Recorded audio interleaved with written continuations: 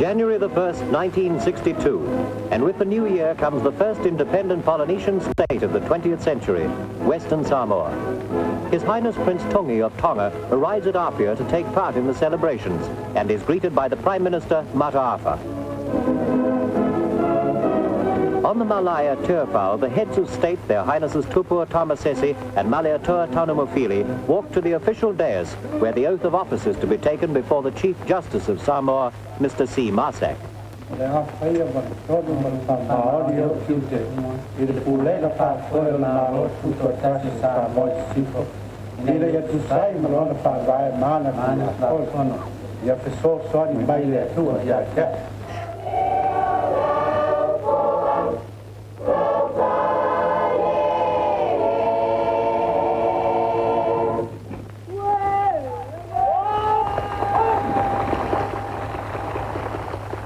Now, on behalf of the head of state, and with a full sense of the historic meaning of my act, I formally declare open the first session of the first Parliament of the independent state of Western Samoa.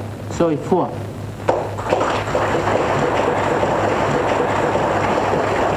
Alo bala awina faalo loina kato au patas leneas. Le mamaru o le fono fai tu la fono. Ia so for.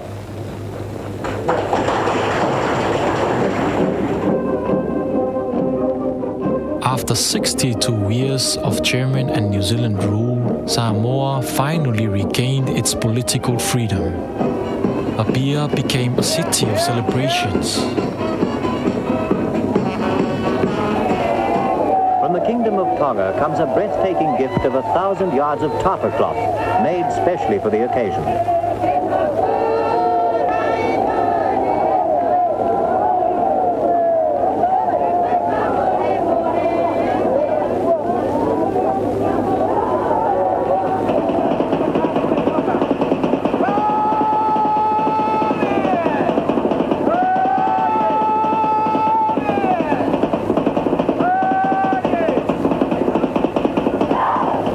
Orators thanked our leaders and ancestors for years of patience and carefully weighed decisions that had made this day possible. Pastors gave thanks to God for the spiritual guidance and wisdom of our leaders and cautioned all citizens to remain true to the country's motto: Samoa is founded on God.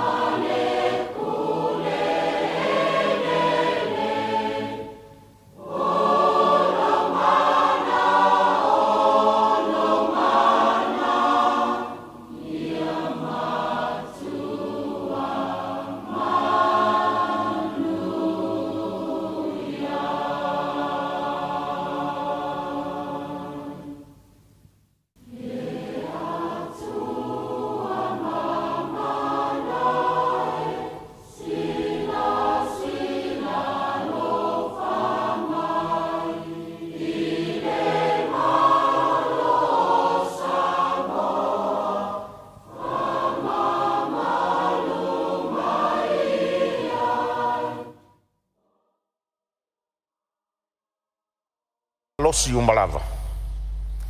O le alofa e whaavavau. Ono o le pule au le lalolangi e iai lea i le atua nā o ia. E a fio e mea umalava, ma o le pulenga e whaonga ina e tangata anu ma le Palemene o Samoa. I to tonu o tua oi na whasino ina mai tu la fono le atua, o se tofi pa ia tu whasolo. Lo mātou atua siri e se, mātou te whātang sia i le anganga o le loto ma walalo, lau pule whaito atasi. Ina ia toto ifo lau wha unga mana i lunga o le nei Palemene. Whaatonu mai oe, ina ia tonu ai a mātou whe lafo a inga, mo le wha sili ina o lou lava vi inga. Ma le soifua lau le lei o tangata nuu o Samoa. Lo mātou tamae o i le langi, ia pa ia lou suafa. Ia o mai lou malo, ia whaia lou finangalo i le lalo langi e peo na whaia i le langi. Ia e fuai mai a te i mātou le aso nei o a mātou mea ai e te tau ma le aso. Ia e whamangalo i a te i mātou i a mātou wangsala. E peo i mātou fōi o na mātou whamangalo i nātu i e wanga le anga mai a te i mātou. Aua fōi e taitaina i mātou ai le whaoso songa.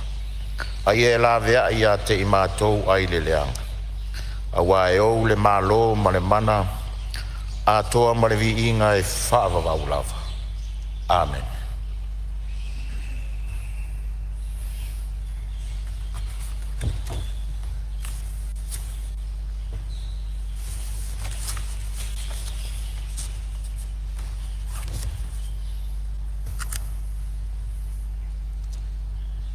Whaftai.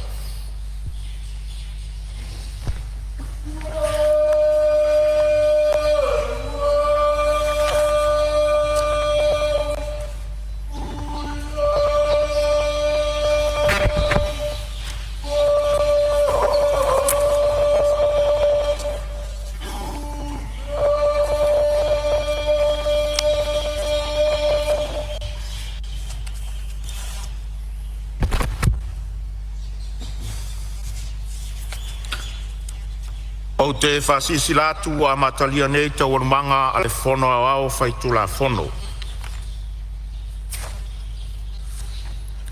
Ua pesenga o vai le nei tae au i le alofa ma le anga le leo le atua. E whaiti tia le nganga whaftaia e le atua i lana tausinga alofa. Ua tato ia i le amatanga o ngā luenga o le nei vai aso. A olo tu mau pea lana wha malo longa e ala i lana puipuinga malu i le soifua ma le ola o le Palemene. O te whatalo whatu wa i le nei tae au i pa ia whalangia o le Palemene. I le fio mai o lau fionga e sui Palemia pa ia o le kapeneta ma fionga i minsta lango lango.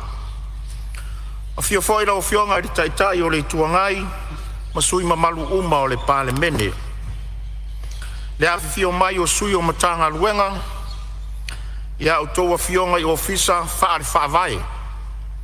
Pa pe ofisa sili o pulenga matanga luenga ma whaala potonga tu maoti o le malo. O tato mafuta foi manisi o le mamalu o le atunu i le nei tae au. Ia malo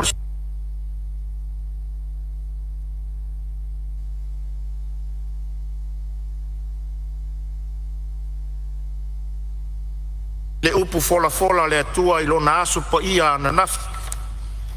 Samoa malau whaafonga mai, tapua i mai, i Samoa nei maso se tafa o le lalolangi. E whaatalo whaatu lau Palemene i le nei tae au. Ma lor soifua manuia i lo utou langi mama, ia tapua i mai a male manuia. I lalo whaiva o le tatou maota i le nei aso. Ma nai ala manatu au tu le tusi faita waso le e whakasai le aso ana nafu. Na wha au tuina e whapea. O se whaataita inga mo tangata uma. E tau whapea nā fo se tua lalo le whongfitalai le nei tae au. Tātou whesufi ai. Ma tātou tau mwhai pēr whaatino le tātou ngā luenga i le whe whaahalo alo ai. E atangi ai lo tātou whaiva. ia fai pea ma whaataitainga mo le lumana. Anga le lei le atua I whelafo inga le paia o le Palemene le nei asu. Manuia le tapua inga le tātou maota nei, manuia foi le tapua I mai o le atu nu pele. Ngā luenga o le aso tau le malo. Fai taunga o tulafono tau whaofi. Tulafono tau whaofi o le whātatauina o tupe luafe luas fumale lima luafe luas fumale ono. Lafo inga whauau I lunga o le fai taunga whalua, aso fono lona wha. E tolo pōta warumanga le fono au fai tulafono le aso wharaile na sei mawai atu nei, o loo sau noa tari fai tau le fionga le minstao pisinisi, ala manuia maleipa I mata upu sala ngā I sau noanga whala ua I tele sus fono le Palemene. E toe whamanatu atu pea I au tō fionga, e le talia ina se sau noanga fau le la sanga uo o iai le tātou ngā luenga. E more manino ato atoa le lei o le maota Italia le malo. E le talia se whau I la vei se mata upu e le I la ngā I se sau noanga. Ia manatua, wana o mata upu sa la ngā e sui mamadu. O lea ua tāpena mai I ai le malo, o tau warumanga ia mawhainga wha Palemene e ao na tātou muri ta ia. Mo le au sia o tūlanga manino le talo le tupe a le malo. O le ala foi lea sa whautua I nai loto.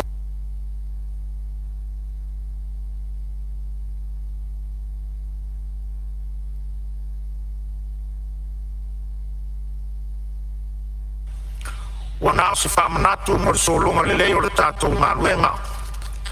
Ai le ai se anganga o le fufonga whetalai ina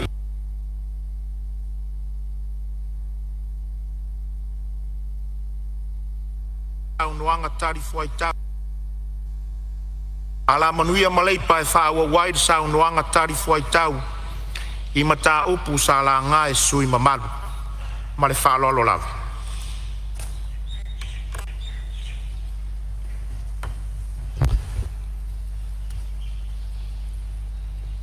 Ja, afkaila ufionga le. O whekarai mo le vongoa le. Ngai mukanga ruenga. Ya mako foi wa umbanga kon ngiu kwa oi. Wa kapu ya kapausi lang. Faela ufionga le, o whekarai ma. Sui foi Palemene. Ya kau ya kon paka le ave fa ngoanga kapausi lang.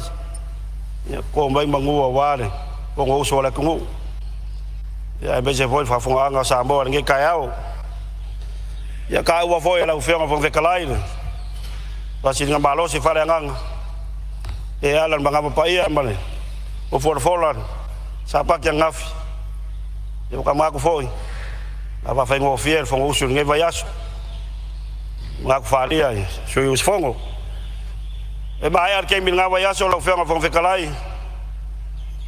Ko se o mai fongo va ona. Usa mau. Yo mga kuwag fa kulo wa malaya ke fau. Malaya fa ku ngakangi. Per malaya masa ai koko. Koko a mga ko makua.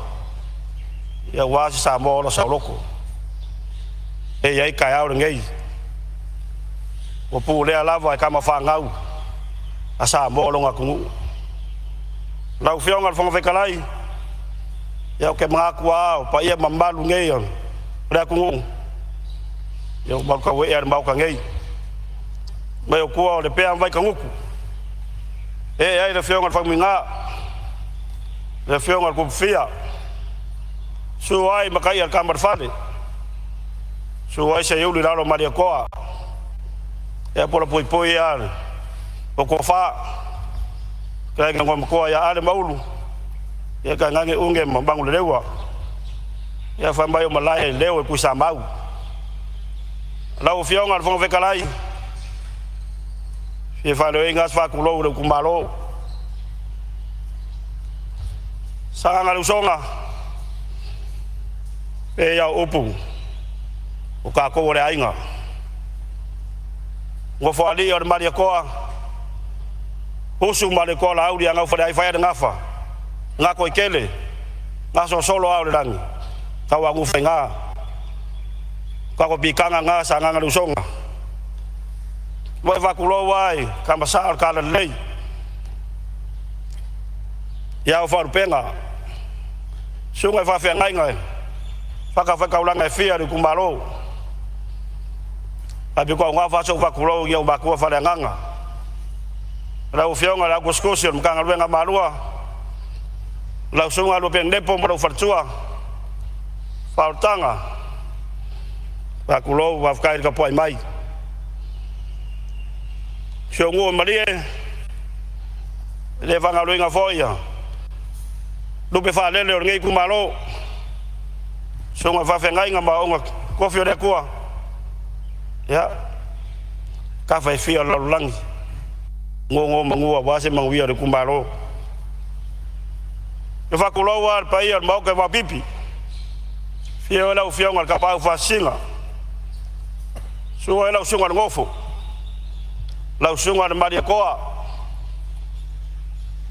ke fia la kalanga koa la fala ngfololoa ke elo ngfo vai loa ya madele fa lo umbat pa de benge ko em Samoa koa fa kulo fo en mau ko ngi ulam papa kau fia ora inga Samoa dai va mo nga inga fia en bako fa mo sidi su se yuli fia lo fia kai ko fo eri la kai ya po fi ko fa de maria koa ta ngai upo ko ya makangi fa kulo fo i se ngoi kwa ngai ba ko palauri fa koi boilao fia ya saenga mrai ka saenga sudah lo fokingo la fia nga ka sanga fia ku ke fa nga bu kalonga la kai lo ka nga pa sa ta ngai fa le mla fo la kawa ta lo fa se ngoi fenga fa kulo wan mo kan fa da va pongo mo po vi e ba ko ar ko ya kyo e kang ba fedi pa mo ka fio e ga sanga fo dai ai nga ngamboi malai ngamboi ko finga boy pa ia sa boa fio lo la kama sa ve ba ka longa fio ba ko ya mangoi fua a fio alo ko fingari po laum kangkang irmang fio luau sori la amar forasa umap sua fio bai mo por ku ya nga ki poi fa vaonga ya fio lo fio ngale lo eli su lo ko lo fa kamba lo ku nga ko kene ul makuan fa kumbasanga ala kai lo va nganga de mai kimu ka ngai upo ya kio e ku samau per ko makausi sawa mala rumar malo se ku malo fa kulo wa fa kulo foi kama fa nga ku malo ai ko malelem ka ko mai ku mau ya malo se fu malo ka poi mai lo ku malo es que bo foi aku ya fa ka ya foi le pa mo me se ka poi ya la fa se leore ko wa ya fin ka fo de ka fa ka ko pe ru ma be no ba ko fo ngora ko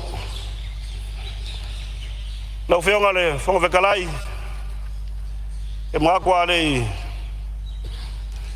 ka ni fo im ka bu la nga mai su ba lo mo ka e ma ko o manga ka ngo fa lele de pe ngol su par mia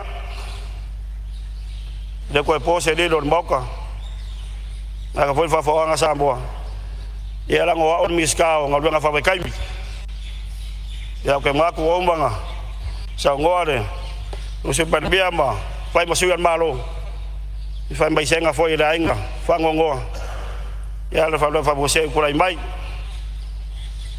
ya o ma ko fo miska ora mbaka ise kadion mkanga ruenga la o fenga fo fe kala ise ulanga nga ruenga fa bai kaimi Ka usala nga mai re. So mamalu sanga kafa. Wa so mbalu fasala nga lua. Balau di lua. So mbalu balau di koru. Angwa mai lua. Ya ka kai ro ko ngai. Ron mbalu pa. Ole mea fia kwa mau kingoa la ufia ngā whong whekalai. E sa ka aua ne. Kasi fo yo sa ngā ngā sui. O yet mga kor whenga malo e ka ofi le po kalambe. Nga sa ngā mangingo lava ne whio ngā kai kai. Si ngā lau ne maria koa i nga. Whio ai ngā mkuskala. E de eise wha mboia le whenga malo. E ka ofi le po kalambe. Au mea kongo lava ia lea kung alu waile. Mga kor whainga malo lau whenga whong whekalai. Kura ngā kongo lava ngei. Kore whango eo soi fua, o anum whanga ura kungu. Kore whango eo soi fua, o anum whanga ura kungu. Kore wa ai or whainga malo. Kore wa ai or whainga malo. Mai kou whaku kuanga. Mai or mau kou whaku kuanga. Ka pena ki fufuanga mai. Whainga whawai. Ia awale ngai rumbar bol karambe. Awale ngai rumbar. O seria mare lua se fulu, e kor se fulu ka sanga kingo maliu. E kor se fulu ka sanga kingo maliu. Walong fangau. Kalunga baka ngebo kalambe. Kalunga baka. Pre vai fanga malo. La ko ke keu. Kisi vai ngal fanga keu fa vai. Kisi vai ngal fanga fa vai. Ya. E fo ia fa fica uri ngai. Le ka sanga kwai le paiam. Por moka. Soi maru foi ngala ngal mka. Ya mai ko fa ku kwang. Ambai ko vaku kuanga whenga malo. Ia la ka penga ngisi kulanga. O nga ngau whenga malo. Ia feo la whanga ungei. Ia kungu maki ngai ia kungu. O nga ngau nga rea i vai mamau. Ia o sikali aku ngai. Wala wekele ni. Whenga ngala nga mai kulanga rea. Ia. O vai ngai ni. Tourism. Paka ka whame whafo. O whianga e whong whtalai e. Ia, maria whenora o whianga le minstalo e whau la vea mai le whianga le taitai le kua mai. Ia, o te whamalo atu le minstai. E saunanga e tātou tam whanau o di whafo e. Sa ili mai ai se manbia mo lato ainga. Ia le vainga lea na tua tupea e te si to iai ona le whainga whawai fau lea ua la whatui i tua e whono whawai au mai ai tangata e whau tua e o whafo al mela e lea e afo i e o tūle mai. Ua leo toi mo mia e isi company sa avatua tatu tam whanau. Ona e tuatu i tua. Ona nofo leo le whon whawai ma ave iei tangata e le o e le aise lato poto masani. Ngā ruenga ia ona le tulanga lea sasa wai. E iai vaenga tuai e tārsanga atu e tārsanga mai. E iai le pasene o tangata fou, e iai pasene fou o tangata tuai. E taluai lau o avatu ne o tangata fou uma. O atu a tangatatele mo kampania. O lato le toe mo miai tātou tam whanau a uoloa. Au mai i le au fiti ma le au tonga e ma le au solmona. Ana o whenga whawai fau lea na whata o tatu na ana patatia tu taftafa o le minsta. E toi sila iai ina ia awane i misia tātou ia kampania lango mai ia tātou tārsanga vata. Mano sa no lo whionga re taitai le tuanga ia le whaafonga ma lo whionga minsta o lo tulai mai le whionga le suipan mia tu atu le avano le whionga. Ja, whaftai. Atalo fai le whaafongang. Ia me se fai lau whionga Fonotaga. Malu Palemene le tai au mātou whaatulo atu. Ia. Ina ua tātou au liam. Miele nei tai au fau. Atonu whamawina le tulanga iai. Au sio tula ia tu lau whionga i le Fonotaga. Ia ono se mea e fia whaman malama lai titi. Le tulanga i le whenga whawai fau i le o iai te le ai se tulanga o le suinga. Al whenga whawai ai i na ui i le whon whawai. I na e ele pui puinga. Ale tu malo, ma whioanga, ma ainga, tulanga nei. Me se foi. Ngā rure whatasele malo, mai tu malo. I pea ona sau no sole, tau sanga utua nai. I ngā luenga, ai tu malo, manu. Mai sea ia mio tau pulea, ma tulanga whapena. Ia, lea sa se sila e whenga malo. I tala whenga iai, o na ui mai, ia, i le tātou wa whanwhawai. Le feu sa no ile he tu le eu tu mana fa au fa tinong ai na ia fo ia le telo fa fita uli pena ia so i fo ma i pe fa pena tu langa ia discipline alum fa na ia fo ia tu no ia o si le fo ia ile le tu langa au fa vai ina ia le lita pena pe fa pena tu au fa ma wina le nga fa lot fa stai. Maar lo fa tai lo fiona sui Palemene, ia, o le foi wa mai fa. Lo fiona Fonotaga ia. Te fa popo tua si va le nga o le swinga. Le fa lave a o lo in fatino. E le tatu te loa. Te lea me tupu mai il fatino. Le mesili on la tau. Le o avatu il fatuanga le foi fa fo mai ele. Sui Palemene to ti tiro pe iai.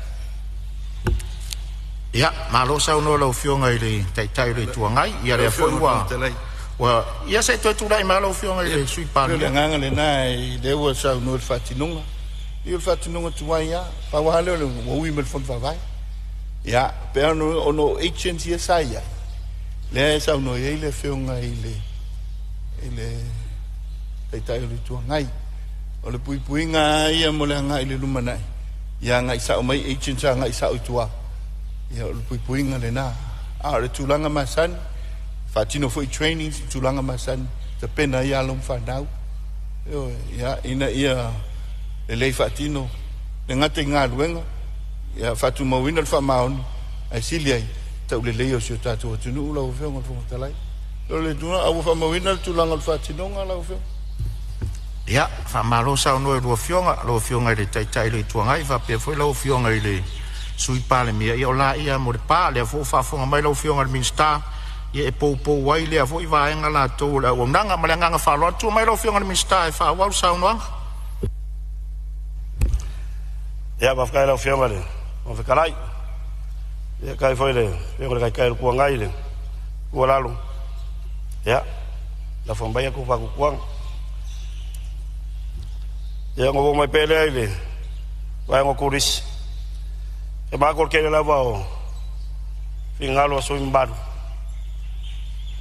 ya perso ya fale arupo vai bangokolu o laulilua vai singango lua ali pake kupai lalo anga mo akas ya pia me fale aka rakas o kele lava o bangako so imbalu fale leia lava o wala ngai mbakaanga ia mo kulanga i fai roilo ia ka ke mai e mai ko pa ku kwang pa ula base e kumbalo fa da lupo en ka o so imbalu e kulanga le canopy walk ia kala fia lo we ka penanga al makang wen ia ko ila bor segi al konkalak ia fa ka winga le fa boy ia le jo soenga mba ia kulanga i fai ngol ngal wenga ya ka wa fo yele ya ngal swim balu fa da ka mo mboale pap se ya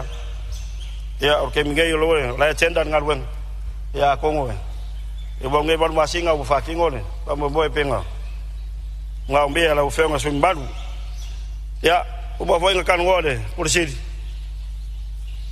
po ko inga alun basi singa ko inga pasi kala kupi ango basi kala kupi balu la singa le kanga wen paso polia uma savai ma mongo ma por yo kuranga lo ke maoi ya kakanga imbai mka punge ya fa edes fu fanga fenga malo bagi makaanga ya nga mo kako ya pe makaanga nga o ngu kai kasi ya nga ai ya mengaku ya la fombaya go va kuanga ya la o ko yele pasolonga mkanga ruenga ya kuranga bisingisi ya wa baka upedi no so mbalo pala lua to ka wole kuranga priority list ya mole famangingu pero ngale elese priority list le kanga wen ngale reserve list mole restricted ya olo maru puya pele va ngon kanga wen lo fenga sun maru lo ya lava ya pisingisi visio mole ku ya ele mfainga ave ila ko mai fafo ya kuranga folen ka uwale le fayo la segi pisingisi o me fai poponga ya fa malu lua ku lau we mo sumba we mo kanga ruenga lo siksengi e fai ele le skala kuranga le ya kuranga la vale ele lo official le immigration e kuranga le ka uwa foile ele mga awai le finga mga ma ko ya fa malu lua ku ele se kuranga le kanga ruenga o mbalo si le kuranga le fionga sun balu fala ko yo ke makole o fiomba yere ma foda ko kali yai ya le fionga le su kai kai mar kai kai on ko ngai ya la nga ba nga le CBI ya por si sengira free investment ya pen ka wale le fionga su kai kai o le viu yo ma ko foi ya ini omar pepa lumbale le laulawale miska marka pengek yang bogole sekali mau kingo ya kan kami ngai ya pengka wo ya lai biu le kulang ale famo boy ya la kula fongo sakang fayen ngai ko or moka ya ka ke bayam la fombai le fa kuang ya se ubar biu ya ngakwe wa wala sekali le kulanga Kira ngal pauleo kabung langai. Peng sun balu. Yo ngari kangal wenga. Tarai pe mo sia no mo. Ia, mo fa sa ina te me lo fio ngai le minsta lo sa no o lo ia fa la ve mai pa lo li lua. Tu lai mai fa la ve mai pa lo li lua sa no. Te lo fio ngamole. Pong ftelai mo le ava no. Te sa no nga mani no lo fio ngali minsta. Ia peo fa ftai foi mo le tali nei vai nga sa langa. E ole tu alalo sa tau tu ila ofionga ni minsta ia ole ua e nei vai nga ye peona nga ye sa no e tu langa le ole restricted list e ye se ava no e mafai e ona fala wi lo le lisi le a mo le si le fier tatu watunu atanga tala uteli a wai pata ta inga ola tatu no foi sa vai tatu le lo i tono le lisi le ele mafai se saina tu lo ona fai se va fangota ia alaua ia tangata mai fafo ia fai pisinisi fa pea ia o tulanga la nai mana ia pea fa sala lau fa lau i tele morisi la fia le atunu o a pisinisi matina e le anga va ai ia ila to ia wata o foreigners potanga mai fafo o tulanga le ile lai sene o le pisinisi sit seni pe on sa no la o fionga o le tatalo ma le tau le mauna vatu le nei foi tu malo pe ma fai ona toi sila ya la fua ele stala e moni fa maoni ole sitiseni ele stala e pisinisi ai ua fa nga o se aikia fo ile inisi tu lo le upu malngana vayane le mamalu le motole tunu e fa nga le sitiseni ale tamai tai sa mo pesa o ta ua fa le pisinisi ai sila fo e sila fia umal motole tele o la to nei mai fa o tele o la to tupe e te ula vai tonu o la to fale tupe o business e se contribute le economy tama o ainga o le tunu ai mana ye pe ato e sila i fo tau fitu na ia ta iala e le stala tai pio le stala inga o le laiseng o le lika i le lika po ia mana o mia le whaamaonianga mai ia matai o le nuu mai si vaenga i tuai e langolango ina ai ia maalosi le tarosanga ia e whato ama whaile o na isu lai sene whatau ele ava maalosi ai peo na isi vaenga whapena e tau talatala i tuale e where tau whawhainga tara i titile le whainga o vaenga ia mo i la tauni e wa o le polling ia ua o atua i nuu itua wala i titile ava noa mo tātou tangata i tua i nuu itua e whaia i la toua tinai ia e ona o vaenga ia e tā ua tūranga o atinae ma pisinisi e aru fo i lalo le tau o soifuanga ia e tātou te vaava ai ma mau fo i mo le sirua sifuru tolu sifuru tau sanga o lumana malanganga i tumut whaalalo whaftai Ma lo whaftai ia lo whafonga mai lo whionga le minsta le te tu sa fo e whau i la vea palau li lua tu la mai lo whionga le minsta whau au sauno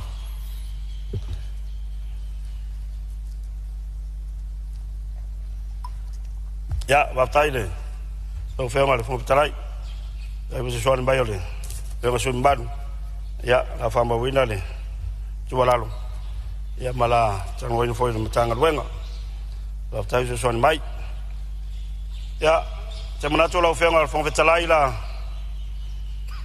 Watu ia mana aonga nei tumbalo, whamalo luatu la. Whionga sui Palemene. Ia. Eu na saung doa la o whionga le aso nela e mo ia mista ia le aso lava ia ia o fai pula fo tumbalo e le tangi sale e tumbalo nei vafta ia le lo whionga le whionga le so yo lo tfang fai malo tausi tona ia tu nei vafta ia mata le tan ngalu nei no ofenga e ulavana la mata o le asol palota ya me siri wa mata e to la to la fianga le bola o fianga le lingska ya lo ko siri per ma ko ngu fa mo le kan ngaru le pe fa wa ngar wenga pe le ai bola o fianga lingska ya fa kai wa maka ya lo fianga bole sui pa mbia miska ngren ked o le wala le ifenga ya ke ma ko penga le se sengo la wala le mo la wala ya va le wala fa asiu le wala faskouka le wala limbonga so ka ya ile le wala le kusif ya mala fa la vale ya lisa la wa maka le fenga miska ka wai e ka lo nge kum le nge ngu la o fenga le miska ya pe mo fainga fa kingo mo fa umo dengar wenga fambole karsanga kwai pe foi la wala si ngo ko ngai wa makaria foi ya koya nga umba ya karsanga kwai la ufema le miska pe bole miska o so fo mala loinga ya sama awale pe nga kalwai langa la kula si singa fa de ma yor ngi ku malo kalwai ye se fango fa ye bele sa ko ku wai le fa mo boy ai a consider sila de wo de se fa mai den bon ya ngale fa mai o fa de ya mengem ko kwa ya ko sanga ngange kumaro ya ko nge fa ka wila ba nge kumaro sanga lu o nga ko ngole ku le mo ya ko sanga kwa ko la u yo ngol miska ya ke mga ku o mo mga o nge kumaro lo fe ngole fo ke kalai ya lo foi va fkaile le kumalo ya lo foi le fanga paloka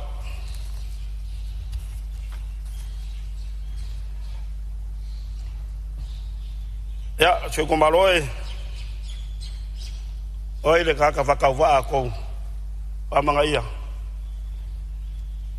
pa fkaile ko pule pa fkaile ko manga ia yo lo ngai se le nge fa ka va mo ko le ku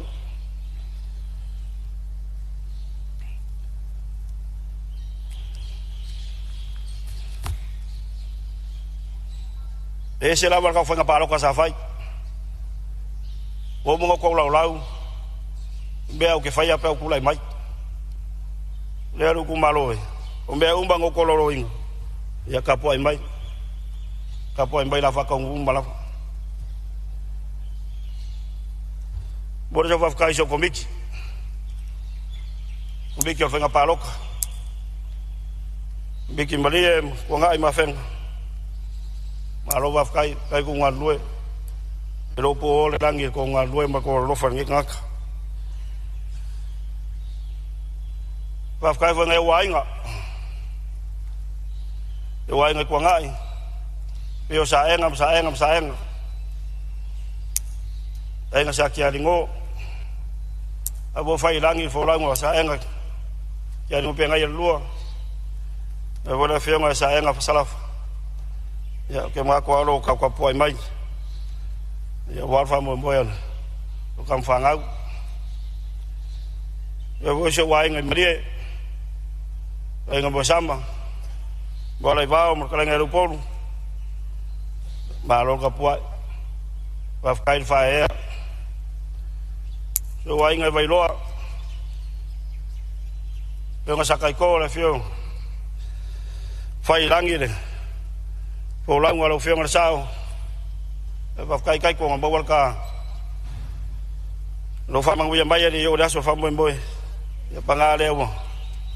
Buan malo la ufiong ya pa kai mo ko lo ka ko poi mai e wai ngai fenga e wai ngai folanga fio la ufiong sao la ufiong ka pungu la ufiong fa se seu mo fa kuwa e vo ngo fo swafa mo pa ka kwai ngai folanga e fenga wa kai mo ka poi nga se wai ngai pungo moa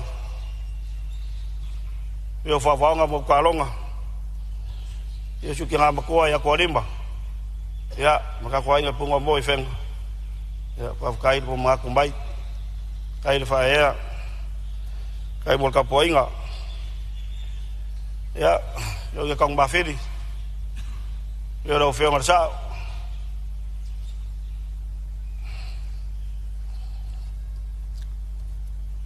i ulavanga mabo foi maior king af kai o vemos saber ai a do rofa ki bainga vai mang vi ai fai fa vai ngo fo swafa fio le loi faka vai ra kwai nga kong ba fili ya maro kapua kai bombe uma le fanga lungo foi dai ngo so fanga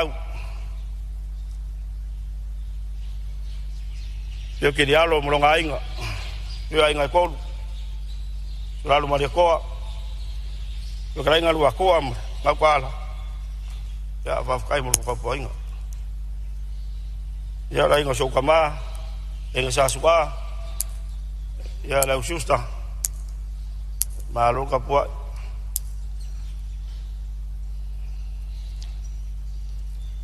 ele fanga lo inga ya kam fanga wa rungu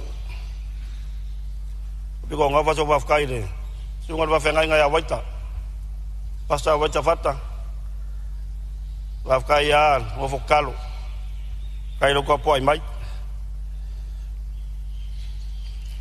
va kai so kama Palenganga Europene merfalkang waktu faltang so kan siapele e vaga sai fen ya va ficar go faia o vinga fora kusi ya ke ma ko ka penanga le le ni fa mo nga ba ka mo la bot fresa va ficar go mga ku ka sala ka fa ka wa ya Fako kuwa de kuwa sabo kasi. La ufio ngol kai fongo. Ulo wala ufio ngol palembia. Ya molo farkuwa. Maka kwa inga ko. Inga bo vesi fanga. Fabo mbo fanga malo. Ngakasi yale mga ko ngi kumalo. Ele ese mo paki. Ongolea. Kai inga la ufeo ngal kai we ka penga va fingi ko anga la va fa mo pa malo va kai la sunga la uden mari ko va kai lo fa kama va kai lo fa e fa ngi ku malo Fifiria foi whakaua. Ia me miskar ka pingaka. E ves ka mai whae. Whakairo mga kumai. Ka lore kua ni malosi ma le poko e mai. Ia. Ka wa venga pere. O finga pe kumbai ala o fiong. Ia me se lau lang umbale. Ka ko vaeng. Ia ku ngombao. Ia malo lavo. Lo su e fa malamba ma. Wa vai mai mo se soang mai. Ia o wa se mang wiar pa ki e me se Samoa wao. Lo fiong o vekalai. Ia. Wa fa iso ko lua. Smit le lan.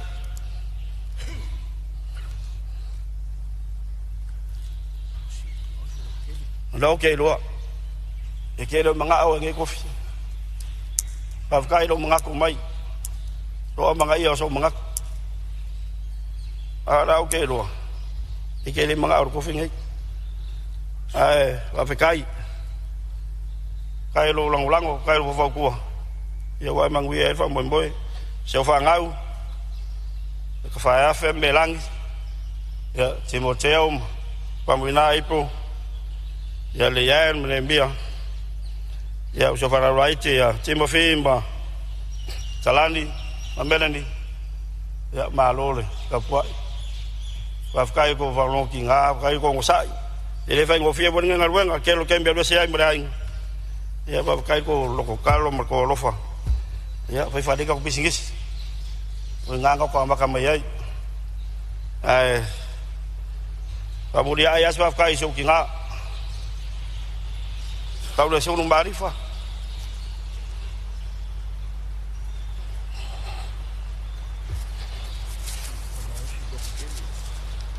Mai mau e.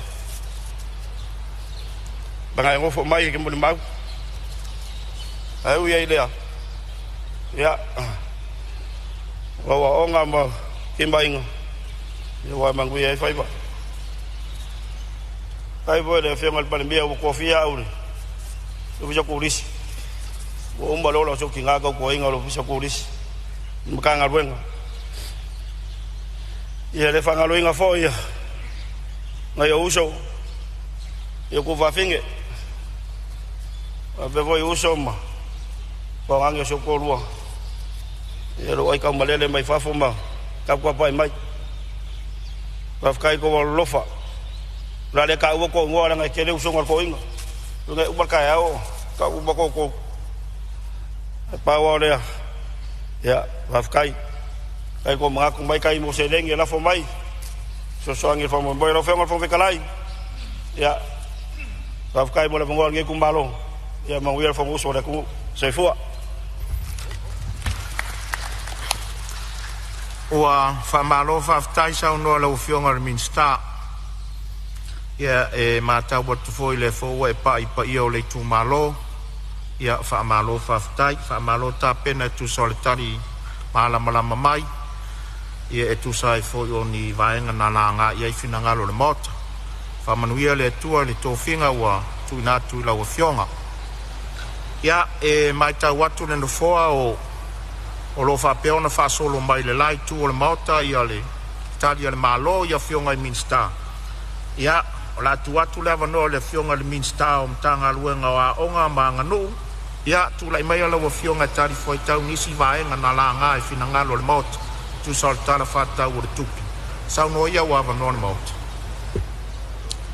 fa talo fa atu la fionga le fonga fetalai fa ftai mo le no Julau lau fionga le li Palemene le la auli le mali toa. E tala tonu le fatasi mai lunga o tupenga te whailangi. E tapu o ia. Tau mawhainga sui Palemene, ka peneta mal Palemene o Samoa. Te talo pea i lau taliu mai whanua mal manuia i le nā masina. A fio lau fionga le sui Palemene, minista o ka peneta, Mista lango tai o le tua ngai le sa fa pito fa pesui malu umo le nei pa inga lona sful valu o Palemene o Samoa. Tulo ia le fio le ao le malo le tuia ana.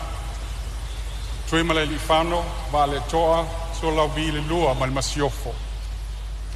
Tulo le afio o sui o le fono sui tofia ma o tō masiofo. Tulou le fio o le whaamisino sili, whaapea li i matamaitai o le whaamisinonga. A fio foi i lau fionga al prestene, a fio li i matamaitai o le whaamisinonga o whanua masuafa. A fio whaululunga mtanga aluenga, a whaapeta i tai o whalaputonga tuma oti o le malo. Malo ngā lue, malo le tautua. I le tau whamanatu atu, o tau e wha tau nuina ma tau aveina, fōwhanga le malo. Sa tātou no nofo mai le nātalanga mo le lima le male awha tau sanga, i tau mai ia iuni o le tau sanga nei. O leo wa te i langi tātou whetu ta i matangi, wa mai a foi anu moli la palapa o malo, e pe ona ta i mua iai lau a fionga le whonga whetalai. I ala il tātou wha aporo ma wha asani i le nei tai au. I ole vi inga i le tua i le wha i titia. O wa lima ta ina mai le soi fua lau li leia sui umo al Palemene o Samoa. I pue o manu ai le o pue o mala i le nei tai au fou. E mua o whaaturo watu le pa ia ma le maurunga o le nei maota i ona tūlanga whaalupe. O te whaaturo watu foi i lau whaafonga tapua i mai Samoa i so se tafa le lalolangi.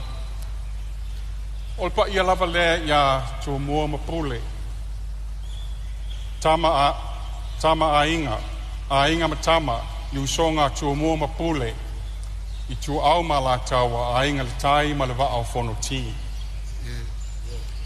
Ai a le whaafonga tapua i mai o tātou uswa tua oi a tutuile ma manua. Na pa ia lava lea o wale whaleanga fulu, sua ma le vai whanua fo fōma i tūlangi, i tu au malatawa sa ole ma sele au mua, whaapele lau niu na sai lua. Whaatuia le motu to le whale ula ma tama le manua tele. Ia le whangaluina fo i le tapua inga whata whaitaulanga e fia. O tau whaiva whaatala le lei, whaanono manu, ma whaautu tangi i le langi, ia manuia whaiva le Palemene. Hopa ia ma malu Samoa, i le toi o i aise leo, a wa toa sao tupu, i o maota tapua i mau lawa whetalai. Ta alolo ia. O no o mai leo si whamatalanga i lau tūmalo pele ia ana lofino me la lua fasto uta a wao pito nuu ia mata ili sali oa a vano ma sātui. Le awhawhio le ainga sātuala le ainga whaalangilangi. Sūle tau whio sa aio no le to'o le aava. A whio le ainga sa le au pepe, le to'o le manino. Susu lau susunga sua, le maopua na whanua. A whio le tapa au whaasasina ia to le afoa ma le ta uso. A la le tai, le wha le fitu, ma le tuua. Ma le whetalainga le ngō matua ia tau a vea. Ma upu ia te oe whastoo. E moli atu le whawhitai le mamalu o lo i tūmalo pele, tupu mae tina ma te maitai, sa au matausi, i le mahalosi le nuu le au manga, ma le tupulanga te la vau. Whawhitai le whaeaea, whawhitai le lofa, whawhitai mo le whatutuanga. Whatutuanga lea ua mawai e le nei whatau waa, le awa noa au auna ma tautua tuai le tūmalo. O le tautua fo i lea tunuu, e ala atu i le sufinga mai le tua, mo le wha le leia o onga o alo ma whanau, al tatou a tunuu. O le no fo le tu malo, o ma whai ai o na wha wau lau tautua i le tu malo ma le tunuu, mai tau sanga i tele. E whaaftai atu fo i lau komiti ngā lue, o lau au whai ngā luenga, o wōma e masani, o a inga i fasto uta, whapea Samoa, mātunu I whafo. Whaftai le ngā lue, whaftai le lofa, whaftai le titalo. Ma le lango sua mai, o tau lau lo tātou wha moe moe. Vi ia le tua. Ia tapua I maia, ina ia sao mauli, le launga wha tau pōpo le wha manaia, la o tau sui whai pule. O launga fo I le nei wha minisita, Italia tuai I fesili o tu mai sui mamalo le Palemene. Lau fionga le fonga fitalai. Abatu le wha malo le wha fohino le tatou fono. I le whaingo fio tiute a meise o le wha tonu whalawina o tau lumanga o le tatou Fonotaga. Malo le on sai, malo le wha toa. Au o tō manatu I lo tu whinga wha minstawa o ngā manga nuu. Na o mana tuai leo tau sanga manau ta inga a mātua ia manuia tau mawhai ngā whanau. O lo o ao hina I Samoa nei, mātunu I whafo. O le tatalo a mātua, ia manuia tau mawhai ngā whanau. I lato a onga au awa le tapua inga a inga, ma le tapua inga la tunu. O le wha moe moe, ia tūla I maingi tae au se tele. Ia wha pēnā o na mawai se ai, o le atunu moa tae au ma le lumanai. Wa o onga ma le tātou anga nuu lau fionga le whonga whetalai. O se awara lau papa le e so ai le taimi ua tuanai, le taimi le nei, a tātou mo onga, mo le lumanai manuia. O se vainga tau I a le tātou matanga ruenga o a onga, e fōlinga wha tau waa, ai a noa manea nā nea. O se ao onga e tū mati e ma ato o toa e mawhai ai e so se tama whanau Samoa. Ona whailo ma tapue ona ngā waa, ma tā leni whaale nganga, whaale nganuu, whaale mawhauwhau, ma le whaale tino, ina ia wha tonu whalawai ana whai unga mo seo langa manuia. E whape whea ona au siele neiva ainga tau lai. E au sia pe a tātou wha amalo siele whai tau tusi, a mata mai tu tonu o a inga, wa senga a mata ma le tūlanga loa. Wha le leia o ino whanau, e whai a o ngai tino u, ma tāle nia yo lātou tu whinga. Ia lava le wha tupeina o onga wha awau o whai a onga. Wha amauti noa le whai ngō fio na mauawa noa tu tusa, e wha onga ai so se tamai titi, e au noa ma se wha ai tu au I lona nuu, o le tamao a inga o lona a inga. Equity of access to education. Wha o ola tātou ngana Samoa malanga nuu tu tonu a o onga. Wa mauna ia to mai ma ngā waa whaatena kolosi. Ma whaiai o na ngālu lua I whale whai ngā wenga ma se lalolangi e wha moe moe I awala tau atina e wha anei o na pō. Lau fionga le whong whetalai. O nisi nei o vaenga o la awe iai lau wha mua mua. Wha whai ngō fie ma launga te sia. Wha lau tele ina awa noa mo ao onga a mata mo whana witi, ma whaale lea o maa onga inu I tua ina ia aua na I ngalo se tamai titi. Tūmati e ma tala whea ngai, ia sosolo le leisi la pasi o a onga, ma mana onga tau wati ai o la tunu.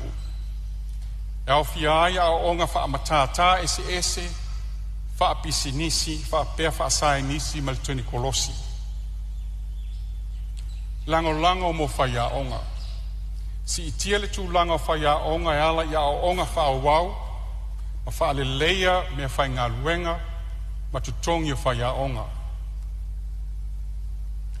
Whainga wha pā anga, wha amaro sia le ngā lue whelango mai o mātua, e ka le sia le au whai pisinisi, wha laputu putonga mai atunu utua oi, ma mālo lo fisosoani mai latina aina o Samoa.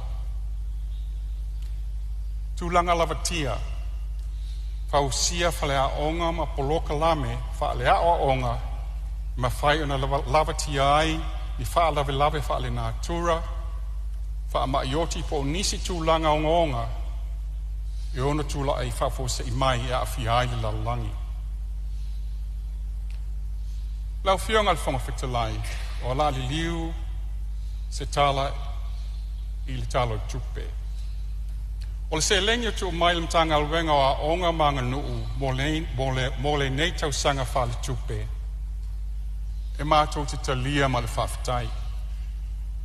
Ona o lea e mātou te iloa le ngā alwenga whita ma le mai a ea na tau mawha iai la whionga le minsta o tupe mlana matanga alwenga e lufi wha le lei le tamao a inga o lo tātou atunuu. E tele ni mata upu mani tawa sanga na la ngā mai e sui mamalo le maota. O lea la o la tō lau watu le lisi, o wha mawina mani wha matalanga. Internet in schools, o le wha Samoa, mo mōli atu le lalolangi i whale a onga. Au whionga le whonga whitalai, se tasa ni o mata upu na la ngā e sui mamalo. Mo le sila fia, sa pasia e le Palemene le balu se lau balsu wafe ta la, le talo tupe, lua sfulu lusu fa, lua sfulu lima. Wei nei la tapenanga wa maea.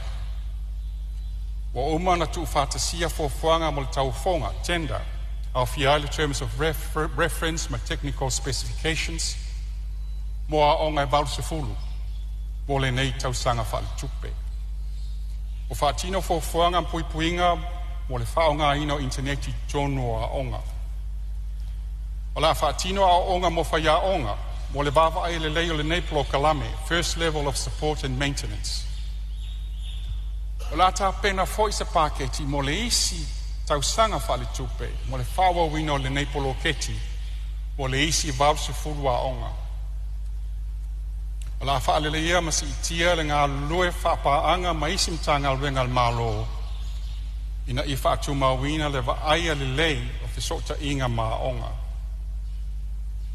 E hao na whailo i le mamaro le Palemene, I lava no fuanga o lo iai tātou wa onga I le whaasopoli ai, ia wau nana whaatene kolosi, o no vaengo le atunu o lo maunga, ma mamao mai no fuanga o lo iai le infrastructure le interneti. Le lava whaia onga, lao whionga le whonga whitalai. E lo se, o le isi neim tā upuna la ngai nisi sui. O le lava whaia onga ngā lue ia onga. E leo se lui tau fau. Te le tau sanga o la ngā le neima tā upuna nei. Whaamanato tu fōi, te le atu nutua o ye New Zealand. E le lava fōi la tu whaia onga. O mafua anga o whaamawai ai, pe o le 5% e whaiaonga I tausanga uma. Ona o ia, wau sange a inga, whaamanui e ina I le quota, mga alwenga whaavaitaini. O isi o whaamanui e ina I kolisi whaafaife au. Pale tō tele, wanga I atu e ati ae, atu whatu a inga tausi. Mo tausanga e tolu o le lua afe, lua sulua I le lua sulfa. E lua se lau ma le wha nau na whau ma teke rifa ia onga mai Universitea o ao Samoa. 51% o I lato na maua lato teke ri o le Bachelor Education Primary. Ai o lo tam whai pēr e sa ili ni awala I si iti ai le whai numela lea o whai ia onga whau mai Universitea. O le ele fofanga le malo e si itia le tausanga li tae o le I le ono sulima. Ina ia mawhai ana wha wau pēr le tau tua to tele o whai a onga e fia ngālu lua pēr.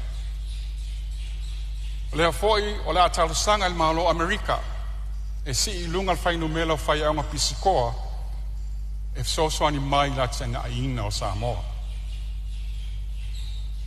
Tausanga mo whale a onga fau. Lau whionga le whonga whitalai. E tausanga mo whale o ngā fau. Ia ua māio le lei ma tā whai o le mtanga alwenga wha pēr komiti o a onga. ngā lue whaatasi le pule a onga le komiti a onga me tanga luenga ben o iai ben ona iai tono school agreements e sa ili ni atunu e abi iai tau sanga mo le whaatu peina o le matawhai o i foi le komiti o le sa ili ma wha mautu se whanua e whausi ai le whale a onga fau ma wha mautu uma tāpenanga mo mia o le isi tu tāua lau fionga o komiti o a onga e tāpenina tusi talo sanga e abe tatu donors sa ili so swani mosa se leni a wale whaatu peina o nenga luenga pe ona iaile malo saina Amerika Japani le tele ina whaatu peina tato ati nae tāua ia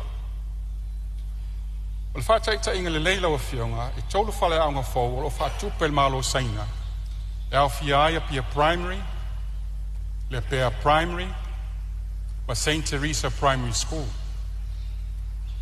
O mai a foi ona sai niel whenganga mal malo Amerika mo le whaatu peina o le whale aonga fau mo le afio anga o saina ma tua mua. O mai a foi ona sai niel whenganga mal malo Amerika mo le whaatu peina o whale le tāua se i tulo mo le aonga tūlanga lua mangiangi. O le nenga luenga wa matalia mai fōfue mai ai le masina fau. O le tātou kolisi mo ala taua i sisifo.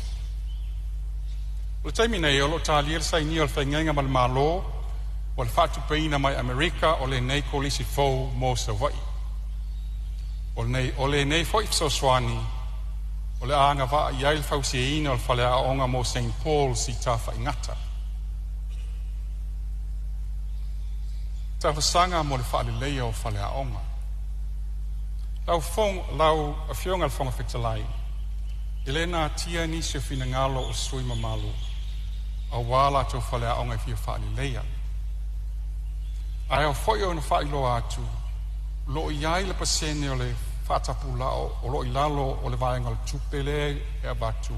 One government grant. O ngā luenga whaale leia laiti minor maintenance. Pe amo o mia mo le whaale leia o whale a onga. Mo a onga taitasi, e 5% le maintenance mo a onga. Se whataita inga, a whai e lua se lau tolsu wafe le se leni le e batu ia onga le tausanga mai le malo. E whaatanga na whaonga le lua su tolu wafe, mo le whaale lei o whale a onga. O leo te fuafua te tau na mawhai na tuu i lunga le pasene lea pe a talo sanga mai pule a onga ma komiti o a onga.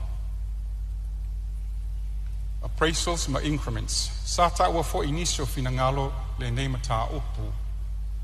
Ai o lo o wawai ngā luenga la tātou pisa si ma le mata ngā luenga. Na ia whaata oto le lei mai, ma yo ala fua mo taui ma wha manuyanga mo sosi tangata. Whai ngā luenga ila mai ai o iloilonga o la tau ngā luenga wha tino tau sangata i tasi. For performance appraisals. Kon karate a pule a onga. Tau fionga al whonga whitalai. O wha mawina whina ngalo sui mamalu e ala le nei mata upu. O le a whai iai se sa li linga ma sui suenga mta ngā luenga ngā lue whaatase malpisa si ina ia sila toa le nei mata upu. Ia whaata auto lei ma wha mayu yo ala fua e ma whai na whitu nai tau sanga wha kon karate o whai a onga se tu langa tala whengai. Security in schools. Tau fionga al whonga whitalai, o le tase nei mata upu, al komitio a onga, a Parents Teachers Association, PTA, e wha mauti noa e iaini leo whanua i le pāo ma le pō. E mauti noa ai le saonga le mū ma le malu puipuia o a seta a onga taitasi. O le whātaita inga o le kolisi a le fifi ma Samoa College, whaapela o ngā tūlanga lua pia primary, mai si lava o ngā tūtaulanga, o lo iai la tū security spo leo pō. Ma o se whaataita inga le lei e ao o na whaatino e isi a o ngā umo le atunu, pe amana o mia. E ma whai fōi na soaswani iai whono whauwhau tua a onga, a le soi fua maroloina, ma e wha malu fo iai whono a lii ma fai pule o i tū mālo tai tasi. Te tongi a whai a onga a mata. Manatu ana tā opu muli le nei lau whionga sala ngā nisi sui. Lo iei mo le whasao ina le taimi o lau whionga na minsta, o lo iei whau la vea mai a sa whatalua, tu mai lau o whionga le, sui sa whatalua, sao no. Ua malia le whaalongo i le lau saa le whionga le minsta, whaafutai, o na leo a whea le mea ni tāsa ngaina, na o se whaupopo na i titi lava iei. O te manatu tele i saunga le mua te maiti a onga i taimi o a onga. Ina imwhaina iaini security tono lo toa onga. Ona wa iei wha lave tupu maita lua ia. Me ne whala au whasain. Pau lea lau whiong. A un wha pupu atu. E wale ngata na o ni leo leo po. Ai iai tonu. O lo toa o a onga i taimi o a onga. Ia ni leo po security. A wala wale saunga le mua tatu whanaku. Ia ole tau whai atu le lau whionga mista aftai. Malo sao no le sui malu. Ia o... Ia mo le whasao ina lau le taimi lau whionga le mista. O lo tūlai mai le whau la vea mai a whale atatasi. Tūlai mai a sao no. Te le fia whala lave le sa matango fia le whionga i le mista wa o ngai whawhitai lau whionga le whawhitalai mo le avanoa langa le sa ta uai lau la unga i le pe nganga whawhitai whale a onga i lua le pea primary school mana whale a onga le a St. Teresa e o lau sosani atu foi lele ono o mānei ai o whale a onga ai wā piapi e le eini ma le ta aro a pe o whaatasi le whaatau ai no whale a onga ma le ei o se ono ma le ta aro a le sa tau whaafsota i atu lau tārsanga e le tasi te si ma le varo miliona le poroketi a fai o le vaenga le o poroketi o le tutoe mai le sino foi ai ma fai o na fa se e mai soswani fale aunga i maleta aro o wai le se fa fita uli me tau fanua pen sila fiele sa il fanua le ngata i vai tolo sa fa o nga fo il malo fo le la fo ia il lapis pe tayane na mai alo na wasui no fanga ya nga ye ave il lapis ya ele se ngal ngal malon to fa le ile no fa ai manatu le a fa ye tu sai mal fina ngalo ai fa ato to ile matango fio ye ngal me fa ye na fa tu na fa no ai te lo lava tastes mal valu miliona na a fa pe fo ye le o fina ngalo na malo ya le o matu atu ta fa lo fio ngal minsta o le so diat wai fa fi tau le to fa no ai mo nei a inga mal nei no o te lo la ye fa no ina ya fa ato to ile matango fio fa lao o la tu la e mal fa lo ia ngale o whionga fong talai ia se tu atu fa sa inga le taimi o le whionga mista ia on sai malava se tu atu la lava no ia fa le atu le tu la imai so fa le atas fa ftai tele tu la vai le whionga mista e se mal matango fie mal mana i o le forsanga ia ai se silo foi la whionga pe no tau sanga inga nga le tolua o ngaturanga lua i tono fa le atalua fa se lau le fa inga o tamaitia onga ile a onga tunanga lua e tasi e ono afe tamaitia te tau ona onga o lo i te tono o le matau tu malo tu mailo i fanua o mtoa le ia mas fanua o lo tanua tu fara onga va yusu lo fionga ona o le atoi fa fo isia le fanua o tapau sa o lo fai ele onga tunanga lua malo o le eise fanua i vaiusu ona o tua atu o vaiusu o lo iei malai ta alo le malo o luma mai ia nai te sirafia leo lo iei le o ngā sami leo lo iei temi nei o le anganga le sa abatu e ise fisosoani le malo i se fanua i tua atu o le mea o lo fai ei i a onga ia se isi itia iai ia le fale a onga leo vaiusu ina ia te le e se ava noa e mawhai o na whai e lea onga lea. O te teo ne sao, o ngā ruenga i ar komiti. Komiti o a onga, ma komiti anu. Ai ale ai la se whanua. E le iloa la komiti po fia o lea hanga i anga i pau le fisosoni. Nā o fisosoni al maro e whai o na au mai. E peo le nganga lea lau fionga. Ai a mori atu le whawhtei tele. ia mo le whaamamanga whai o mata upu ia mana ngang whaaloalo whaftai. Lo whionga le. Ia, se tūlai mai lo whionga le sui Palemene o lo tūlai mai. Aftai le. Whionga minsta. Ia me se foi o whionga i sui mamalu le. Tūlanga iai. O le sirfia le nei mautau le. Tūlanga iai e tātou a onga. Tūlanga iai whale a onga. Ma le te lo isi vaenga. Lo tau toa tui le. Ia i komiti a onga. Whinga whawaina le sasa wai. Le sata o toai. Lua fisu tasi. Lua fisu lua. Na matailona watu le OGG. Le government grant. Whatino aia a onga. Peitai. Ua tupu tele ai whawhita auli. A se sila fo i o lai whale a onga. Ia. Mo le te ngā whatia i se community. Ia po se komiti a onga. Ona toi whau se whale a onga. O le awa whau el malo mai so swani. Lona wing. La la leo sao no le whionga minsta. La toi ilo wheki whawai. Le te lea onga na tai tolu se fulu. Tai lima se fulu tapuni. Te la onga tai lima se fulu ilo. Lai tifuna le. Ma le lua se la. Ile atoa whaya onga. No lo fua whaya onga. I le lua se fulu lima whaya onga. Ia tamaki il whaya onga tas. Tuala ia mātou. Ia, i tolua onga na le tai tolu whaya onga. Una i le ato se valu se fulu tamaki. Whaing whawhaina le sa wai. Tau sanga i tele. Le ala o te titilu. Ia, le toi fitu na. Toi fitu nai. Ina ia mwhayon toi tu whatasi whai ina isi a onga. Ia lai titifo. A le lua se lau pe sili atu.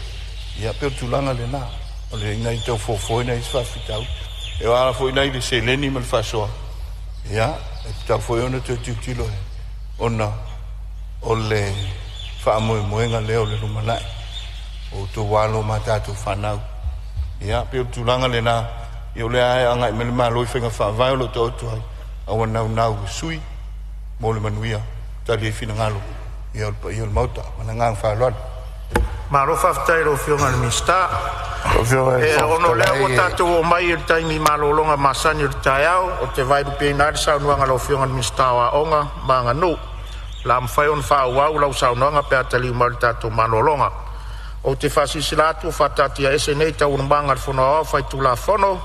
O lana malolonga masani i tai au.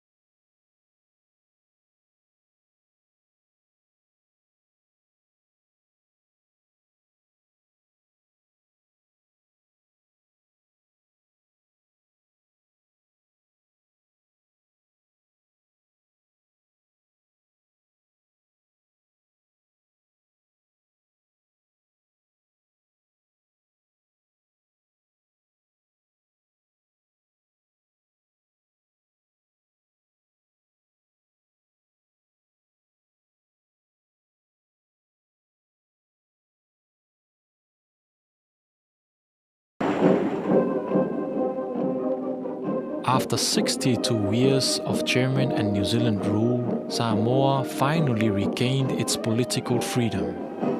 Apia became a city of celebrations. From the Kingdom of Tonga comes a breathtaking gift of 1,000 yards of tapa cloth, made specially for the occasion.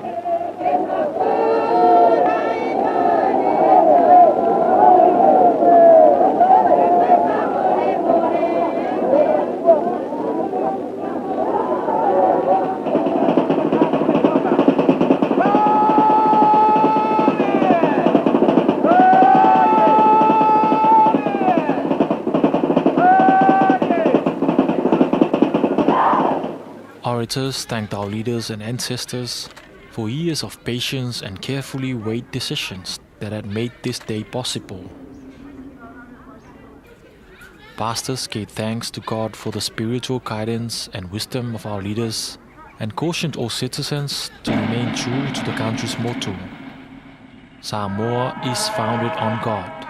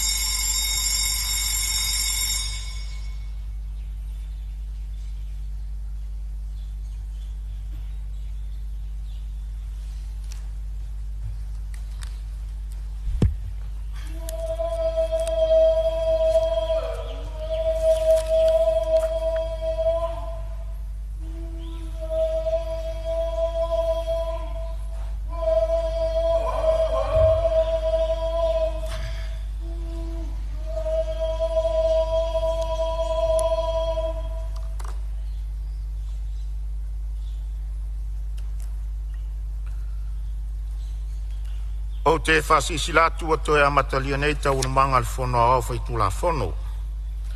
O te tāpala o whionga sui Palemene mo le lafo. Aftai, lau whionga le whongwhitalai. O le atule, le ngang whaftai lau whionga. Whai lau tusima le pai o lau fisa. Mo ngā senga foi, o le nei tai au.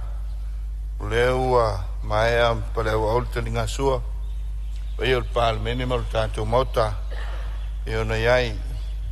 E whai manatua. Mo le whasiri ngā malos. Whau o wai tātou ngā luenga. Malo whaftai. Ia le tua i ana me alofa. Ma le soi fuatau tua. O whion whamtalai e le tui tau whailo. Whangā salonga. Tātou ngā luenga. Ma le whamoe moe. Le soe e te tau ai. Ona pasiel talo tupe. Yaso le neiva yaso. Lala lea o lo tulai ma whaalo alo e whaatua i le lafo e whapea. Ia whaatatia ese tula whono tu mau tolu tasi puipui. Tolu lua puipui tasi. Mo le suia o tātou i tula whono. Mo le whono le nei e whapea. Lea whaau au pea tātou tau almanga se ia ulia le tula e tasi.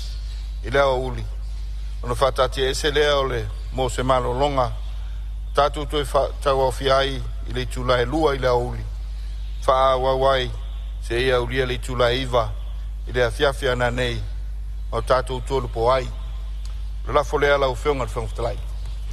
Whalua le whionga le mistam tanga luenga o tā longa ma alanga o ar fia whapea foi le whionga le mistam o whatoanga mwhai ngā whaiva.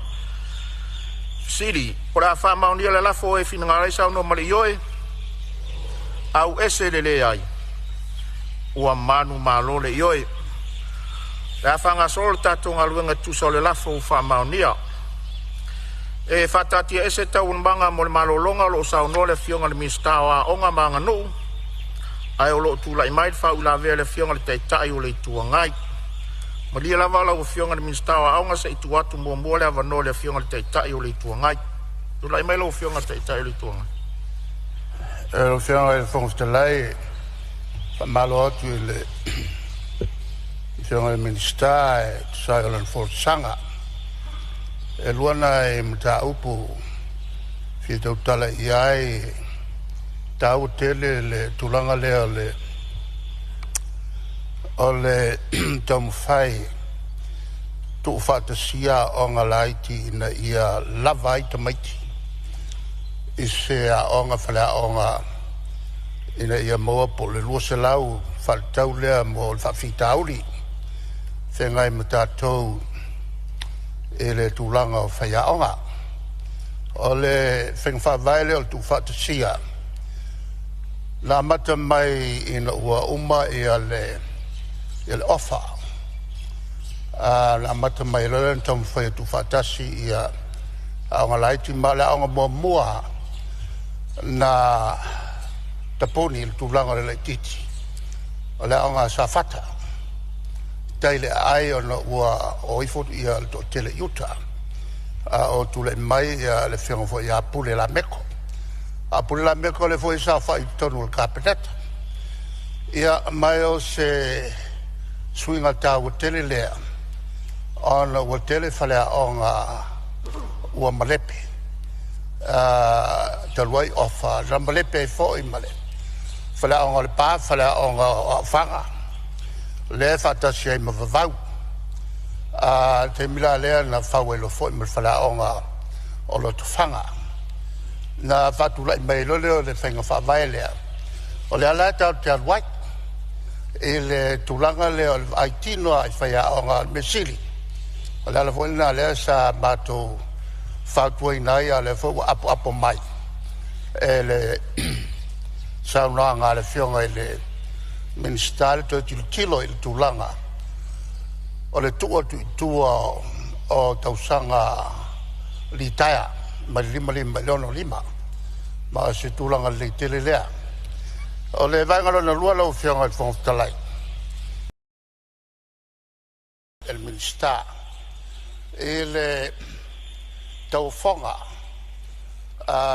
mo la tau ia e a fia e le tu vo leo of sota inga a te vavave mo aonga o le fautuanga I ia si sila te toa I tau whonga nei mai le lefo e ona vave whai ia tau whonga ai mai se la tau tonu olo iai le tomai ala on la ta ua le belea ona iai nisi na la tau whatinoina le vaenga lea ke lea whale kongu a kurai me iai I nā fwoi tau whonga sa whai I no fo inga whatua o mātu nei ia nā se whautuanga mo whatinonga ngā luenga a whale tonu e a fia umaiaka ko kumalo lana winga lai le o se mea whai whapito le tūlanga o whautua tuai ai mōli le leo a o ngā tātu whalau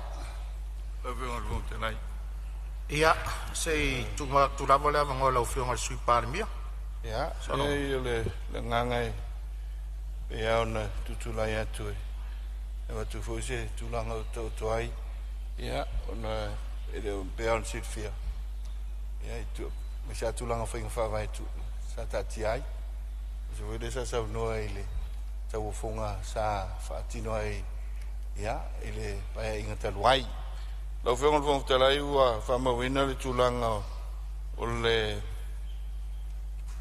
whaititia o whaia onga me se whale onga ma o le nganga le nā tonu le whainga whawai to I loilo o le tasi le nei mata upu e o mai le teimi le nei manuo o mai le whionga I le te le ai tū malo manu mawhiang o lo te talo e vai whai al whale onga I ale ia manuo manuo whafonga mai e o le whainga whawai fōle na taum whai atu ai na ia consolidata tātou wa onga io pero non so non le fiong le tei le tuanga ia o futiana o alu a fitau di fo nei ai pitai non tengo il malo tu te pena ia fainga fa vai le mo nei le male lumanai sa no foi le fiong ai le tei il malo le tulanga o le tuanga i tei le tuanga i tulanga tu fonga ia il pale mai o le fainga malo a fatu tu le tu Samoa tas ia fa fitau a mai sia le ia se internet ia onga le sa te fai se fo tal fengai si te mi va le la ma fuai ona fa te atu le val se la wafe fa ti no le internet mai o lo ia isi awala ia fai ona fa ngaina te mi tal fengai ia pe a mata ona fa le tonu isi awala mo silfia tolu awala fai ona fa ngai tulanga tatu satellite tulanga tātou cables ia mai se foi tulanga tātou wifi e mwhai on whaonga ina ia ia le connectivity I tātou waonga ia ma le sosone atu lea tādian malo le ngang whalot malo whaftai lo whionga I le sui Palemene ia o le aima wātou na whua ia o whai pōpō wau whainga whawai ia o le mai o mata watu o leo tula I mai le sui o Wai monga wha lau whionga. Wai sangano wha mori ia tulai mai. Whaftai tere lau whionga mo le awanoa. Lea I fuise ngai ngai. Wai monga wha tulai mai. Tano wha alele lau whionga le minsta me se wholi tali mai I ta upusala ngai suis fono.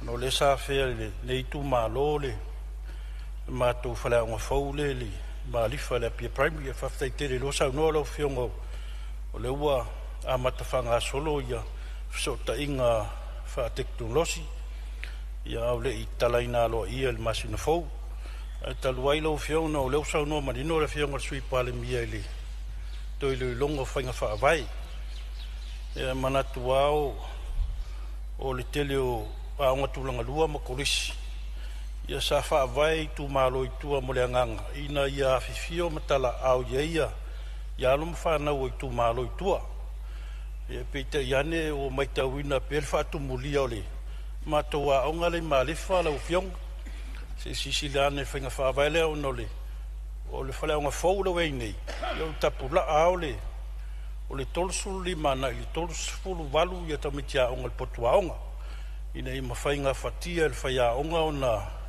o iona o ina ia alo mwhanau a faila o le a whaatuma wina pele whaatumulia o le mātou a onga le marifa lau fiong. Ia tal tono foi o le whaingata, foi le sunga I whaia onga na tau mawhai e au tau ina I alo mwhanau. Ia le mawhai anu tu oa le rolofi e mai o mātua e fia au mai o la tau walo I marifa. Ia o le ngangana na inu whaavai ia isi a tātou a onga tulanga lua ia tua I tu malo mafia onga I tua. Na io anga I pe alo mwhanau le tu malo I tātou a onga io mai on whaavai. Ai pe whaftai o le maua le saunoanga o fionga sui Palemene o le la to I loilo whainga whaavai ia. E nao ntoe whamanato atu lau fionga I le whainga whaavai le mātou lau mua le marifa e whaftai mula vanoa. Malo whaftai le sui, whaftai whoro whinangaro. Ia, o le maua atu rana fua. Ia o le toe mati au whainga whaavai, pe whona saunoa le fionga le sui Palemene. Ia ia fio anga e toa la iti I alunga whanau. Ia ma se vaenga vo lelo watu iti ai malau whainga luenga. Ai a o mai fori tala whatai ia pia. Ia wato a tele alo ma whanau. Ia wawea fo I malu tau le ngā luenga lea. O le wio lea. Ia o le maa wato lo ua maua mai la fionga le minsta whaafi tau ia. Ia la whea tu lau fionga le minsta le fo ia o ia whaafi tau. Tu mai lau fionga le minsta. Ia se on sa I maa lau fionga le minsta lo ia I le whau la vea mai. I le sui o lo whau la vea whamole. Pasale le anga todu. Tulai mai sauna. Tai moro o noa whaasau ina o le sauna anga matongo fia le fionga minsta. E sa o ta uai I la ulaunga tulanga leo le school connectivity. Mana ia tire nae wa mai tau atu le la tui whamarusia. Pau tulanga le te tauna tu atu I tau tafa lau fionga le minsta. O nai tutonua ai oi ia o tulanga lua. Ia e pena tasita I lua te tol computer le lo iai. Pe vai la o fionga stulanga foi le foi statu foi fa vai. Wa mata tatu se mar paperwork mo me yo api me va pena. E fa amaro sia tu na foi le ia ve statu fu fuanga ia. I me yo o iPad mo va pena. Wa mai amaya o ngata mai te mine o malo si le teknologi. Ta ua te tulanga le o le saulta mai titi o literate. I tulanga whanga computer ma tulanga penala o fionga. Ina ia whawhingo fie e fwy sa ta ua le sanuanga se tasi o sui mamaru. I tulanga I pepa nei I le tele o lo iai. Mo move luma technology. No inga re ngā te tono le tātu smartphone. Ia le anga ia titua. Wa a whape mai a mai ia onga al whanau mai tulanga lua. Saudi University. Ia wasau ma sani whaonganga o le modern technology lo le temi. Mo whalora lau fionga le. Le insta whaftai. Malo whaftai sa ono le sui mamalu. Ia o le hoi whamau e sa o sa ono le sui winga I vaenga I mo school connectivity. Ia mesel tūlanga fo le internet e fisota inga I taimine ia o whainga whaavai lava. Ai la whatu lau fionga le minsta e whaua o mai sa ono anga. Lau fionga le whawhetalai. Ia o le ma watu le hoi tūla I mai le sui o vai maunga toru. Ia se tūla I mai sa ono. Ia whaftai lawa lau fionga le whawhetalai mo le avanoa. Whatalo whatu lau fionga mai se ia le sui mamalu umo le Palemene nei tai au. E le anganga e le mātou te le se ua ia le saunoanga mātango fia le fionga le minsta. Ia le anga o le e whawhongwhongtapua I mai se mātou tu malo. Vaenga tonu ia salanga e se mātou tautalanga. O le I tūta wa o onga lau o fionga. Leo manino o saunoa manino fo I le minsta. O whainga whaavai lau ia mai se mōtalo sanga o ni whale a onga po o ani polo keti tele. O leo a tu watu I tua pe o whaama tu watu I tua e nafa ma komiti a onga SS po a onga te tasi. Ai o leo whai wato e tu lai mai lea fionga sui Palemene. Ma saunoa mai o vaenga ia lewa la a ngai atu I ele malo e feso soani ia onga. E tau fite e na ila e sa ufa alongo I le nganga whaaloalo. Ia vaenga ia po o le mea o le tiutia le malo le la a ngai atu e ta pena talo sanga ia. Mo le whausia ina o ni whale a onga. Po le mea le la tu pe komiti ia pe o le fisili le amanga nga whaaloalo. Ia malo whaftai ia sei tua tu pele a manoa I le fionga sui Palemene. Te misa o no le fionga Aftai lo fionga whawhetalai. Te misa o no le fionga I le minsta. Ia ina nei whaitau e se tui le mape. Isol tulanga iai. O le meo lo to o le teimile nei. O le matawhai oi al malo. O le tutongi o whai aonga. Ma watu le o chi. Peng whawaina o le wanta o tu mai ai. Ai, o te pena inga o le whai aonga mea whapena. Malai, mea nāle. Ale a whioanga. Ai ai tāru sanga e mai malo i so soani al malo i mai la tu tuna partners un tulanga whapena. O i nāla ne nāla tu aile so soani al malo. Mai le mtanga luenga i aonga. I pe whapena. Pe tā ewa mai tauina. Do ti te atofu ia nu uma whale aonga. Ia ele o whale population o isi nu. Ia ele tulanga te tau ona iai whale aonga. Ia la whaitomaiti. Mo se whale aonga mai sai nu i tua. Ia le whau sau noa. Tulanga whale na wa ieiwa. Wa mai great tangata. Ia wa matauni whaititia. Ia la whai o whaitau wa whai o tangata matamaiti nu i tua. Ia peo le tulanga le na. Pe whau sau noa le. So io mai maunga lona wha. Ia ele tulanga whaatumuria se la tau aonga. O le nganga tonu leo le tong whain malo le miliona. Decentralize tātou atunu. Te pena mātina e tua. Mai se, ia mauni ngā luenga whao popo. Mai se voi la whanau aonga. So soani ai le tulanga. Le ngate whaatumuria. Ia, le taulanga mai se voi tātou awala, ma le paipa, ma le tulanga whapena. So soani ai. Le voi usau noa le tulanga o le tātou school connectivity. Ia, whapena la wala neo no ta inga. E ia unga e lua mana ia e la unga tasi le nei o le tuma lo o Palauli numero tolu o numero tolu mai loa whaala ma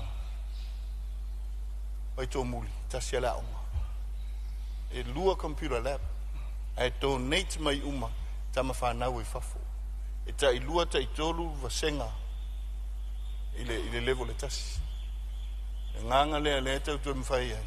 Ia, in the decentralized, ia tātou ngā luenga whaatino le malo. Ai o pongi whaatasi i tū malo, ngā lua whaatasi. Ina ia manuia whanau. Sisila fo le competitive learning sa tātou iai. Ia wale ai, ia lewai tau, tasit whai aonga. Ia ai lua vasenga. Ia usi hawa aonga, uona le tolu, ia whai aonga. Ia pole nganga le te tau mawhai ai, te puti a tātou au. E ala le sia mātou a whionga i tua. Lo tu whaatasi ma le si nu. Ia lua se lau fast food tamaiti, o te lei waru whai aonga, lei mea peitai. O lo vina, ia, e whaise la tu waonga. Ono ne ia meo palota. Ia meo palota.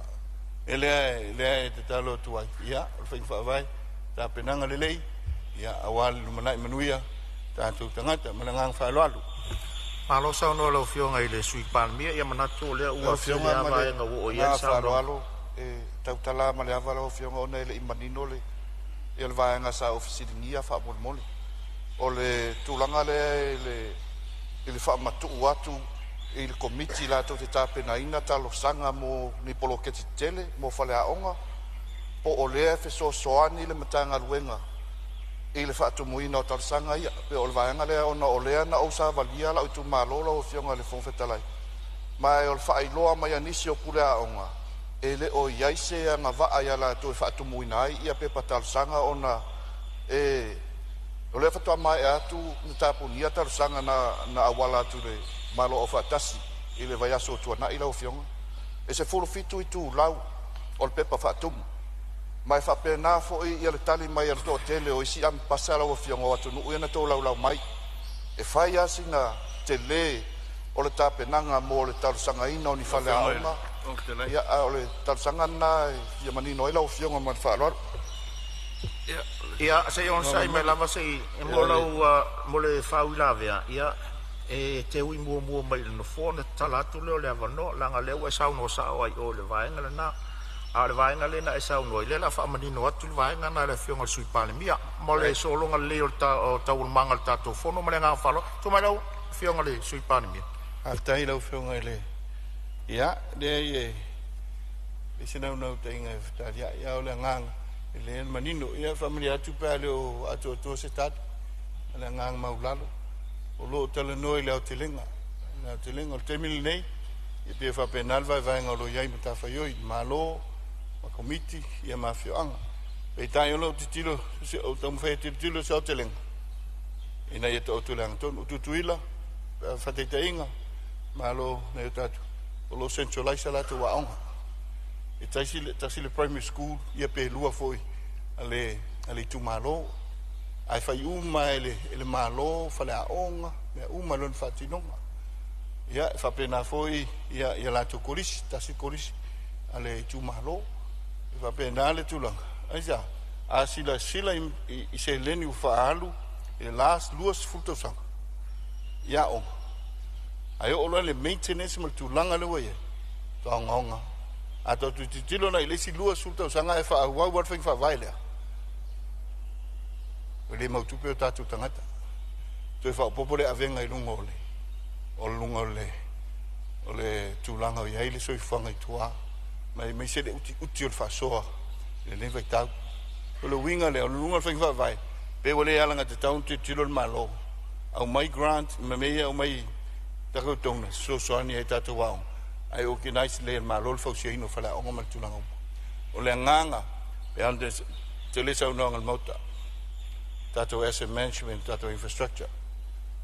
Le tato famasinonga, le fale o lo iai, tato falmai, e fale o malo, e o ai tulanga uma, e o ai tele o fale au, o lo fale tonu.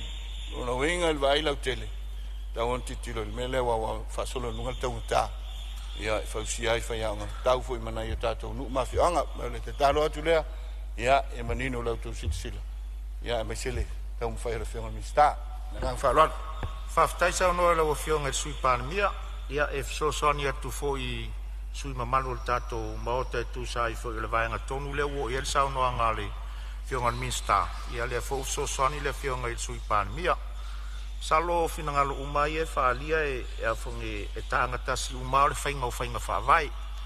Ia a e fa fonga toala o fionga sui mamalu sa la nga vaenga ia o le wala nga elisi o sui a fai pule. Ia o le tali mana mo o rua po o to uma ai mo fa sa ina o le taimi le tūlanga na ia le o fola manino mai le fionga minsta o le ola ato iai te unga peo no tō whaafonga fo le tali le minsta ia le vaenga le o le one government grants le sa ia lan sa unoanga wha peru se lau tōles furuafi whaina wha o ngā se vaenga peru se furutolu wafi so soani ai mo whale a onga ia e le se whale a onga e lava se luas furutolu wafi o le apa tu le o le malo tūlanga le e so soani ai le malo e su e ni a tatou pa anga tonas whaatino ina talo sanga a fioanga a ia mautu whanua ma vaenga o mwhapena pe o le nganga le malo e tā pena lau tau tu vai tā pena le tu vai le malo sai toi tu mai lau fionga le sui Palemene Salo si mei titi le sa le application a pe o mele le a va pelo langa lu malo fatino tu langa le no nga lu nga tato ma lo fiso nga o a onga pe tai o lo sa o tato e o I tonas o no le mata fai o lo I tato nu ma fia ai va pelo tulanga la ai len malo a seta umane no venga o tarsang e u me lo fiso a tato wanga fata sile pelo le lo telenga na le sa tam feto ia pelo nganga la ale sa tali na la tele ia fa tino nga luenga yo fa pena mlangang fa lol Faftai toi whamanino mai lo fionga sui Palemene la tua tula mano lo fionga ni minsta fa wa lo saunang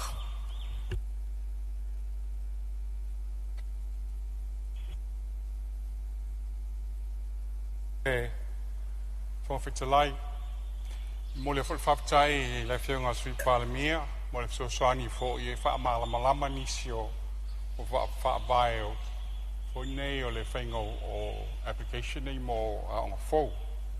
Ai a whapea lava mo kwa le mawhai lava e le komitio a onga whaatumu le form lea. Io lai whaarongolongo mai le mtanga luenga, whaanganga e mtanga luenga tala no iai fo soani fo le whaatumu inga le form. Al mela toia la lava ia fa vai ma io le lei lava o nga luenga nga komiti o ngai fai ia e la le si te le fa tuanga ia le fa ma uma lava mtanga luenga fa tuanga ia ai la le si talsanga fo le tu mai nei mai fale ata tasi mo se fanua fa ile a onga ia ai pese ila o komiti lava a onga ma sanine fai tu langa le su el fanua ya le tau te lo ma lava e sa o tau nei se sia onga tu nai i va yusu. Ia ai se I tache mai se tal no iai. O whelai mo al whanua la le tau sanga mai ai ia lau whionga. Whalata lua. Whaftai. Ia o le mta upu muli lau whionga whenga whetalai. O tongi whaia onga a mata. O lo iel whioswani al malo tawala atu le one government grant. Mo tongi whaia onga ia. E ono supasene o le one government grant tongi ai I whaia onga amata. A o leo iei fuanga al malo e tongi whaia onga amata. Ma o fuanga ta ua ma le lei mo lumanai.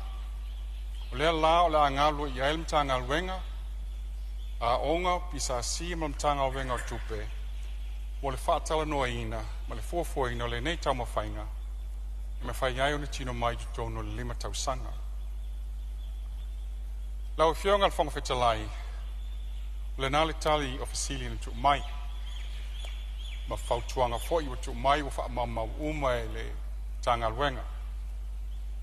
Ai o te fia wha manatu atu, o a o ngai leo se mtawha ioi na o le tanga alwenga, o le minister, ko se whai ngā mālo, e ai am tai whai ioi a tātou uma.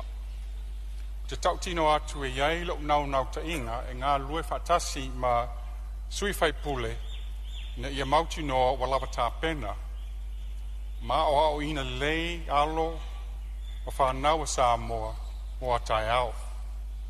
A pangalea, e le mawhai o na whaamilia ina uma mana onga.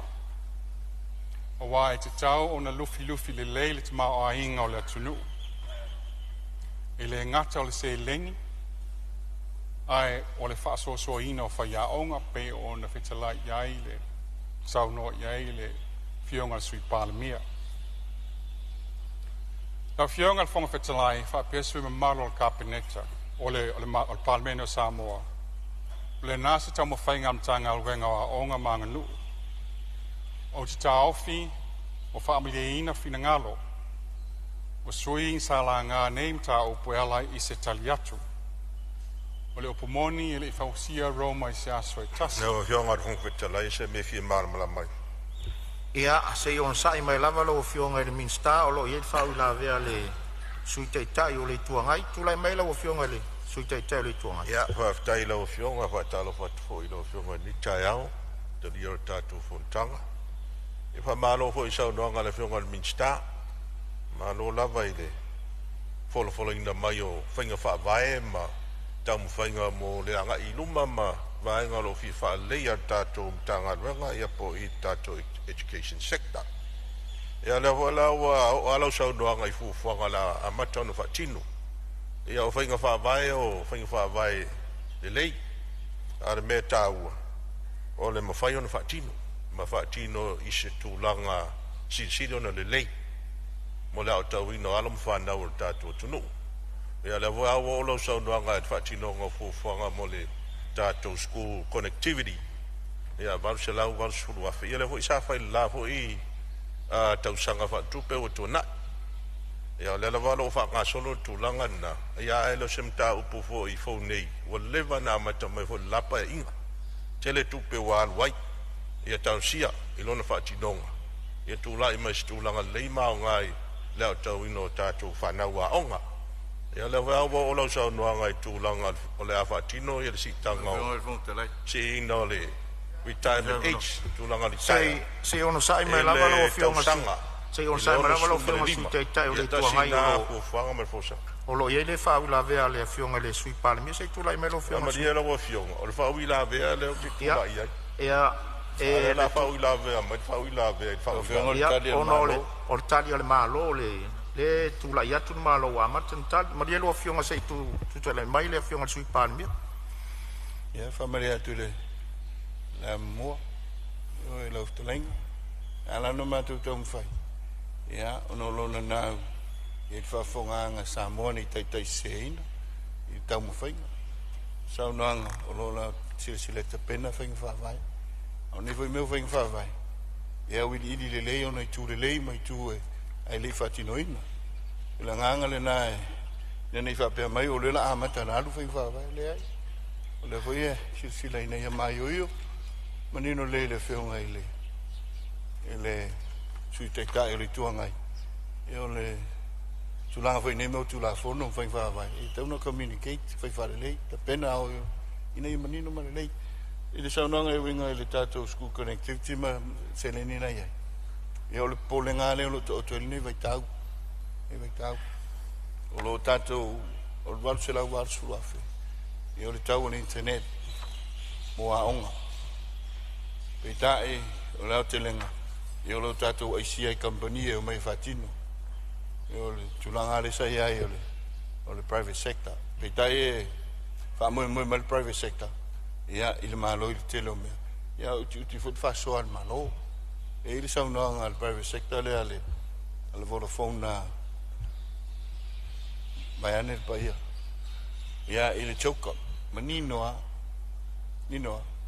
ele o lava tu pe avatu al malo so soniai lo winga le no el malo e te pena anaia aseta ia fa nga la utele ia ele tato tunu mai se so soni o nanga wa onga falmai leo fuimu ia mai lato mai se futi mo so soni ai terminei lo tato fa moia ia il private sector providing lato infrastructure mo tato me la lea ia langanga le nala o fiong langa sa u ia i limtanga luenga le so tenga ia sa telefoni na tulang langa la pa ingo to langang falor malo faftai te fa malu dua tu la fiong al sui tai tai o le tuangai ono le tele isa uno tonu ai le vaenga le ia fa momonga ele mfai fo la ono to tu watu se ava no la fiong al sui tai tai o le tuangai le vaenga le o o ngal tulanga le ne yo to tu watu se ava no to tala le ava no te sa uno ai fa tau lo ava no le tala tu pe wa uma mai ata to ngaru o fiong al fo talai o le la o tu ia la ofisi o al ofisi le no tu la ia so tu la i mo me opidi to me tia o la o fiong le sui tai tai le o ngai le fa ma o pili fo to me tia o ngai sa o ngai ta o tau ya o ngala le fa ma watu tele sa uno ia au te tala nei le ava no o fa lua la uno ava no winga tala tu pe vai ngale e fa ma lu to le fiong sui tai tai o le tu ngai e tu sai o tato tu la fono tau te alu ale ala fu e fatino i tato nga luenga le nga fa lo no fionga e si lai fa mo nga tato fono sa ta ua o nga fua ta metia o nga amata tau i le kolisi le la e te amata lo fo sanga i tu langa fa vai e o mai la i me le wo tonu mai ala tau talanga ia lo fa o la ve mai de ia ma dia la lo fina ngalo a fa pe le ma dia lo fina ngalo lo se o so fono le me na o le te fa ia tu fa sanga no fo tatu fa fo tatu tu la fon tu ma o le o mana ia fa nga so longa tatu ele ma fa no to tu atu se ava no se su ele sa no se mata upu o le fa mo ngar tatu fono le nga auto tu atu lo le ava no le fon ftalai wa lua la ua ava no te sa no le tatu tara tu ai fa ftai o le utali mani no atu le fionga sui Palemene i se si sui sa nga isa o nga i le minstawa o ngar tulanga le mele mali mai lo fionga sui tai tai le tuanga o fa nga tai na la sa no fa tau nga i le minstawa o nga mal tanga luenga au tu mai lo fionga le minstafa o lo sa no la fionga le fon ftalai e mo sa no ia se me vi fa sa o po le se me te fi sa no ia o se tau po fi fa malama la ia se sa no mai la sa nga ia fa stai la fionga fon ftalai ne ta fa vole tato sunga fon fa stai la fionga le min stawa onga le o mai tau watu sa apena ne silsile to ai ele tulanga fo sa o la mai e tu sai fo e matotongi o tato fa ya onga mata fa stai mo le tali mai ele mai tau atu e o le nawa ia le fo fanga le tanga luenga e mala o fionga ina ia sila to ai le vaenga le taluai e pe ona utau o le tau sang fa o mo na fa tu la no o le lima le tau sanga ila mai tau talu ona pasi e tono Palemene le tu la fono e te tau ai ona uru fale le fa tau sanga tono ang fa tai A lona whawhitauli, o le tutongi o whaiao. E leo ngā whatia la le tātou mtanga, luenga malmalo, o na whaise fuafuanga, e tutongi ai, ia matu, ia whaiaonga o lo whapenao na utawina le whātau sanga. Ia, i tutono le payroll a le ofisa o aonga, po le mtanga luenga o aonga. A le alau mai tau ato le fau e tali manino e le tulanga. E o le afa penao na sila ia i tutono le nei 5 tausanga e te talo malanganga ma o lalo la wafeonga i le minstawa onga. Talu ai. E le mawhai ona tau fia ai le au ina o tamaiti o ma le temili nei. Ai o le asa sila antanga luenga ma la wafeonga. Ina ia mawhai ona wha vave tulou. Ia se tulanga mawhai ona whai. Inai whai a onga o lo au tawina la le whatausanga lea. E anga ia wale 5 tausanga ia mo le primary school e malanganga whaaloa na ofeonga whangwhitalai. Whawhitai sa unoa le sui malu ia la atu lewa noa le ofeonga minsta e whawau sa unoa. Al whangwhitalai whawhitai mo le whisili wutu mai ia o lo o whaanulongo mai le mtanga alwenga o lo o whamawina o lo ngā lue fo i mtanga alwenga o wa se mea fo i na mātou fuafua atu iai i le whaailoa a mea i tutongi whaia o ngā mata ia o se mea o la mātou sao niuni atu iai mtapenga atu iai ai tatia mai lau whinangalo se i a fo se uma mātou susuega ma ni longa ma tapenanga longa mai lau Palemene po a whea matai ia lau whionga whangwhitalai o se upu wha amalo si au i tupulanga ma whana wa onga. O tau o le whatu e wha amau mua iai ati nae o le tātou atu nuu. O waile ngata o tau tai lumanai a o tau o tai il teminei. Ia pūleo tau i o lau loto ma awai te whiungo fie. You have to have commitment and perseverance, for you have purpose for your family and purpose for the country. E whaalango lo wola o oina i lo tino uma lo tō anga i whai au mea onga. O la mtanga luenga o la angalu lue, ma le le whaalongolongo ti ngā e tapoe, o whaolaola a o tō miti. Whaamaaya o tō tāleni, o whaalau tele awa noa mo o tau. Lau whionga whangawhitalai, o le vai aso fōu, o le aalo atu i alimtanga alwenga, whai a onga ma whai suenga. O le whaafo ino suenga, mo a onga tūlanga lua. Moli atu, lau whaamnuianga, a wā suenga aalo mo whanau uma Samoa, ai maise ai, tāpenanga kolisi maululunga, le whai unga o Novema. Ia manuia tapenanga o alimtanga alwenga, o manuia tele le tua o wā tapenanga al whanau o tōma mana. Ia o whaiwe launga i le toi taliwatu i le tapua inga lo i tū mālo, a nā lofi, numela lua. Whasto uta o la o tō pule lea. E toi moli atu la o whawhitai mo le whato tuanga o tū mai. O lea o la aunga lue mālosi, e whātau nuu la nabatau na wholaina atu i le tūmālo. O lea la mawal tātou tasi tesi ma le 8 miliona, whaapopo iei ma tupe tutoe, na mawaile o le tupe i le la ititi ma ilalo ma le lua tesi ma le tasi miliona. E wha o ngā whaalelei, o le whaalelei ati le tūmālo, ma le tama o ainga, ai le o atu le iaiu lai o tausanga fōu. O a onga uma le whanau, ai meise mo a onga UST, e to tongi mai le se leni lea.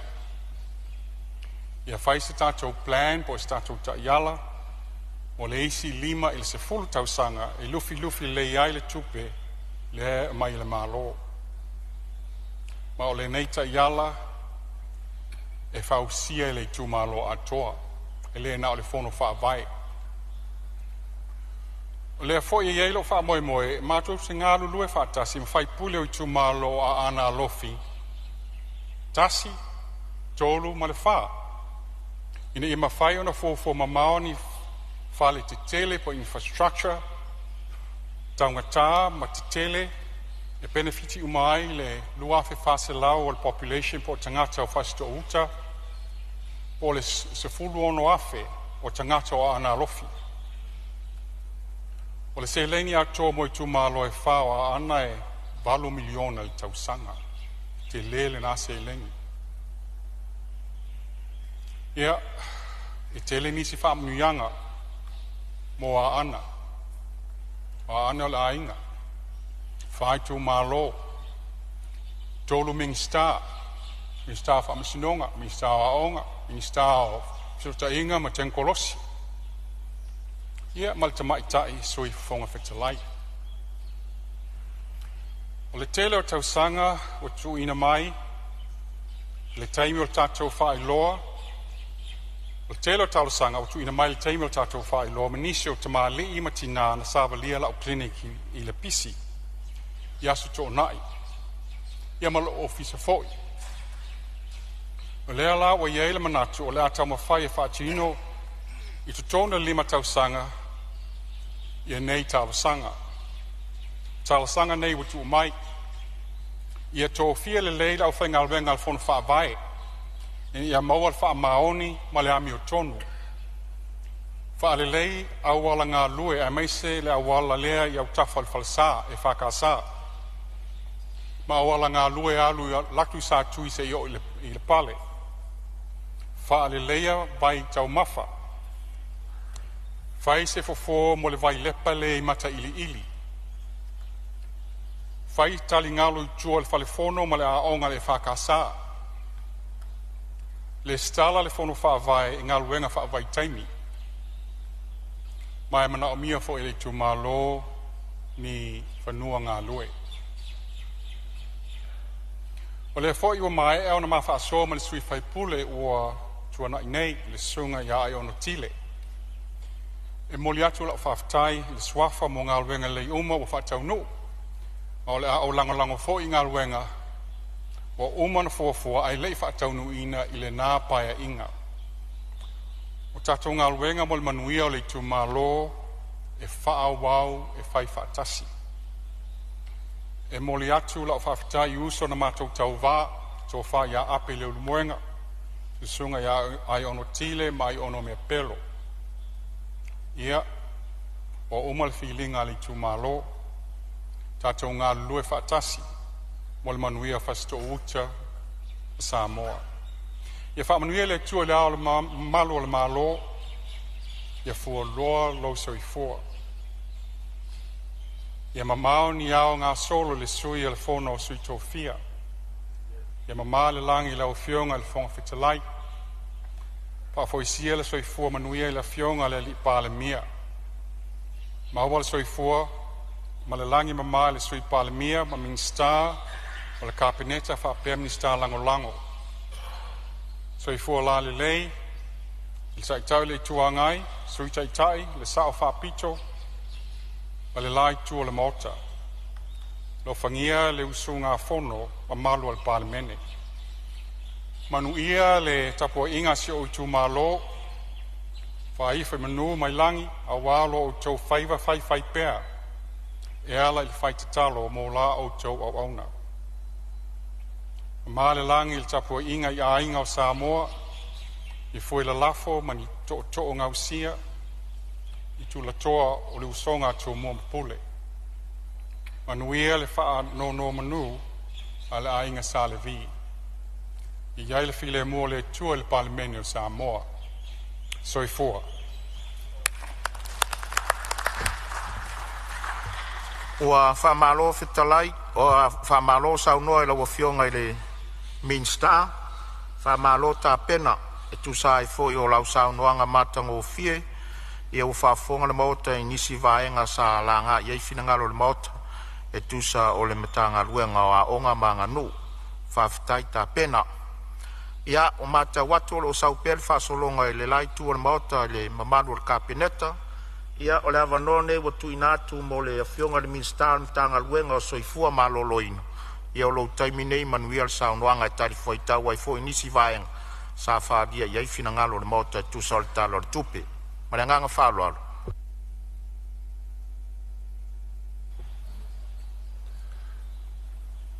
Whaftai atu I lawa fionga I le whongwhitalai. Mo le awa noa fo I wa tui na mai le nei fo I usu ngā whono. A lo whatali tali fo I mwhawhonga Samoa ia te nane fo I sio I tu malo. Ngā ngai maunga mua mua. Pata mea sa malai ulu. Maunga masale aula. Tali tonu e tele aso e le lawaso. Telefoita e ao, ai le lauta e ao. O le au whaase e lilia ia, I papa lau le lei whai mai na whaalava ai le amoa. O tua o I mamana leo le tufunga ma le aula. Whai mai na whanga tua ai o la ua I la mutu. Au wā le tāu lulufau. Ai tainane tapu ele whai mai na iai le puna tele. E lala masusu wai le lawhia ngainga le tamaitai o lupe lele. O lele ua tafa ata o malama e pei o le tala I whale tongo se I pa ia pualoa na sa ai le tamaitai o le tau pou lava o le nei nuu. A wā watali le leia le whale tufunga o malo ai ua ngase lava le whale tufunga o taua. O le vesili pe ai sea o le tala, a lea ua whaausu ngafa pa ia o le atua. Ua momoli tini o le langi, e la ua fionga I le fofonga fetalai. Lea ua maea o na fusifusi la palapa o malo. Momoli la ia o la au ifonga. Fai lea mavi inga tau moli moli, tau masuasua, a wale atua sili ese. O lele ua tapu lilino sa o le tupua. O le tupua ua o leo ua malae tau ave tia fau. O tua o le pea mawaitangutu e fio ai le afionga ia fau muina. O ia lava o le tupu fia. A fio ai usoli. Alala ta iai ila ua no fuasa. A o le mamalu fo I lea I le tau waitu, whaapea le sau whainga mātua. Whai mai o le malae o le tanga tia e whauwhau wai tia o le tau tianga.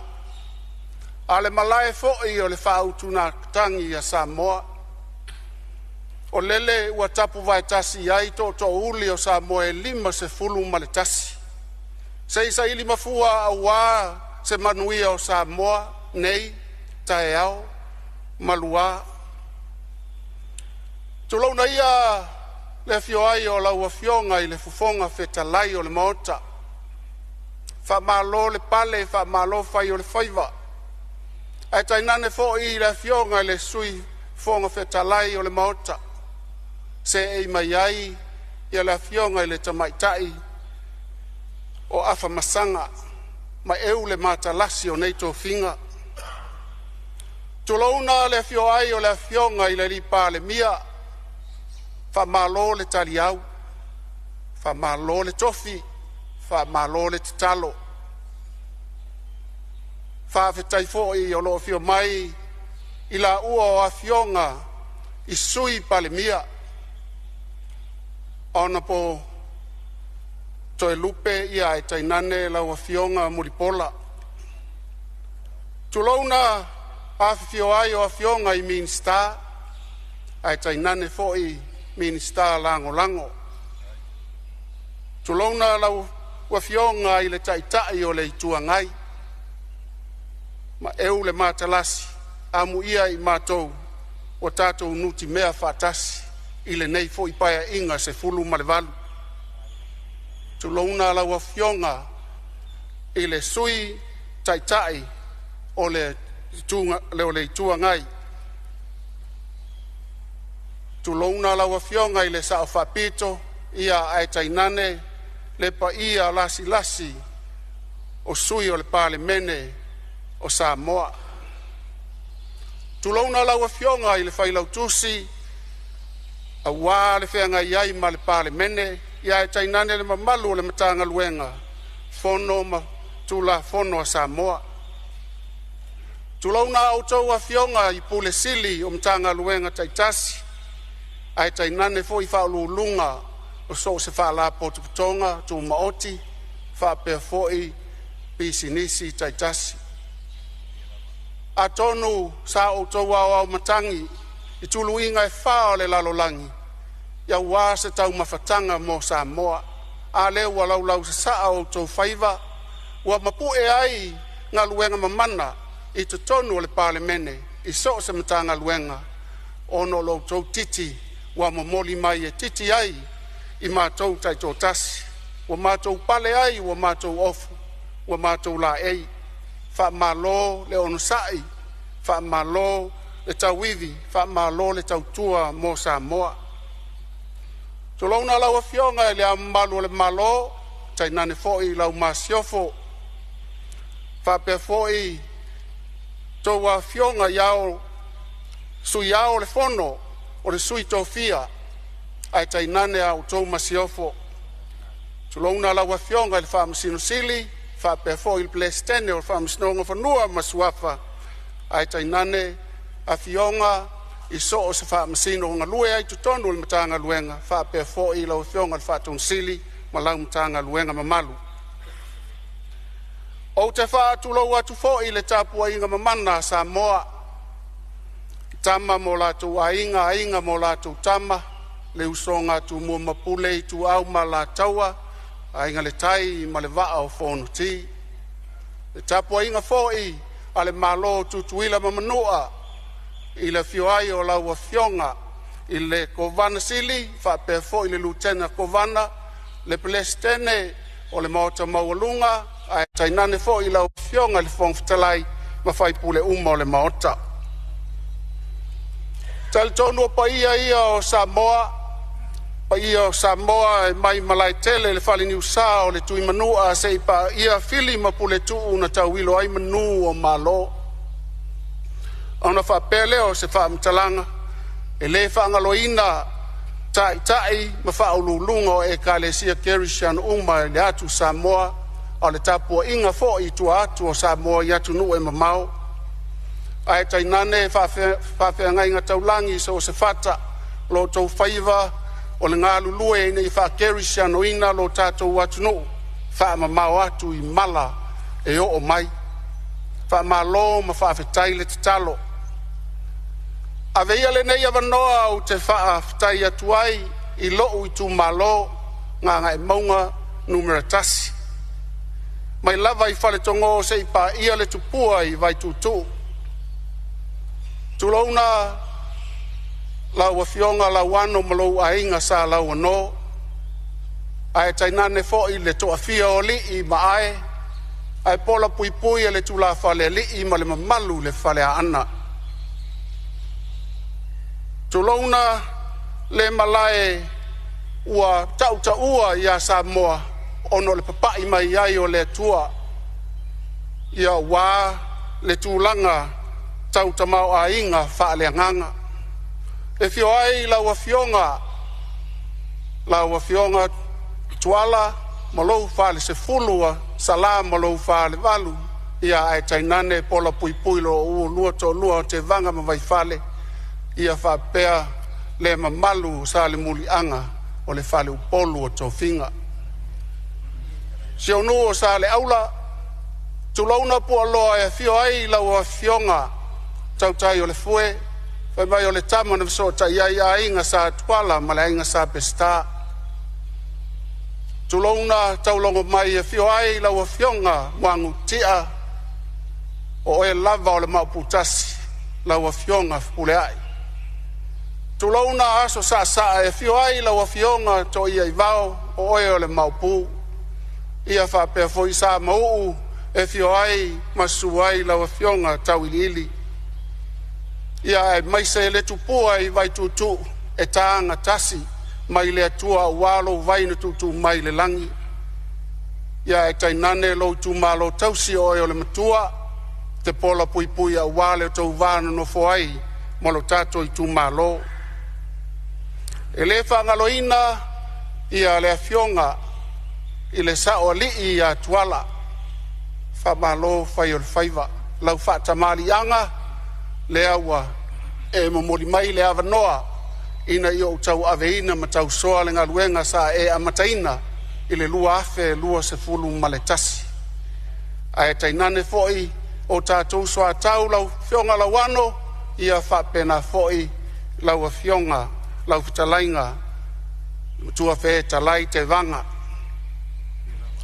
Whaftai atu foi i lau a fionga le tapua inga, a le sui o le sui tai fono o le whakasa, i lau sunga le toia ina Palemene tau ilili, whamalo whai o whaiva. Sa e malele, o nei tu uai lea o le lau elele, ia a wā o fuafuanga tau ave le vasa loloa. Toe taliu le uto, whafua loa lo soifua.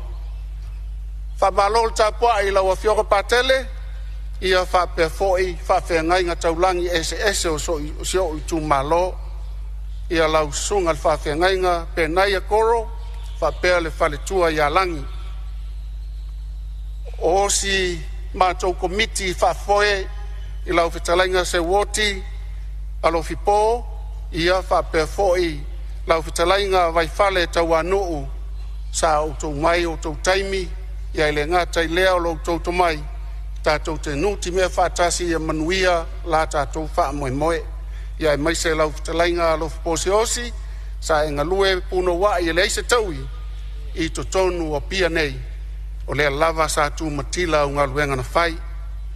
Ono whapea leo se mātou whamtalanga, lau a fionga le taitai fono, lau a fionga le fonga whitalai. O le a mata atu se mātou tala, o le nei matanga luenga o le soifua malolo ina. Na matuafa te ia au ina ua maua le lipoti na tu ina mai, fai mai e valus fulu pasene o i la tou e mali liwi Samoa, e mafua mai ono wha mai le pipisi. E mafua mai lea ona o tau mafa ia po le soifua i tutonu o ainga, the lifestyle. E mafua na wha no nolo mafaufau lau fionga i le fonga fetalai. Awa e fōlinga mai e whaingo fie na tineia ia ngase. Ona foi, e mafua atu i lau ai tu lau, ma lau ai, ma lau umukuka ma le tato umukuka, le mafua anga o le mali liu o tele o tangata. E le mafua mai le kalesia, e le mafua mai le fale mai, e le mafua mai le maota le nei, e mafua mai lava i loo fata mala lau fionga le fong fitalai. Aisea, ono inale amatanga o mea umba, e amata mai lava le tau mafo le vai, tau mafo le esi, tau mafo le popo, mea uma na fa pena, ona fa iti ai leo fa mai le pipisi. A wafo, tātou te tau sa ili i se fofo, ai o loo tali tonunga, tātou sa ili e pui. Pui, fa fita uli. Ina nei a vea le nama o sia a vea, ma fa mai pisi mo i tātou. Ma au te tali tonu fa pena la wa fionga i le fonga fetalai.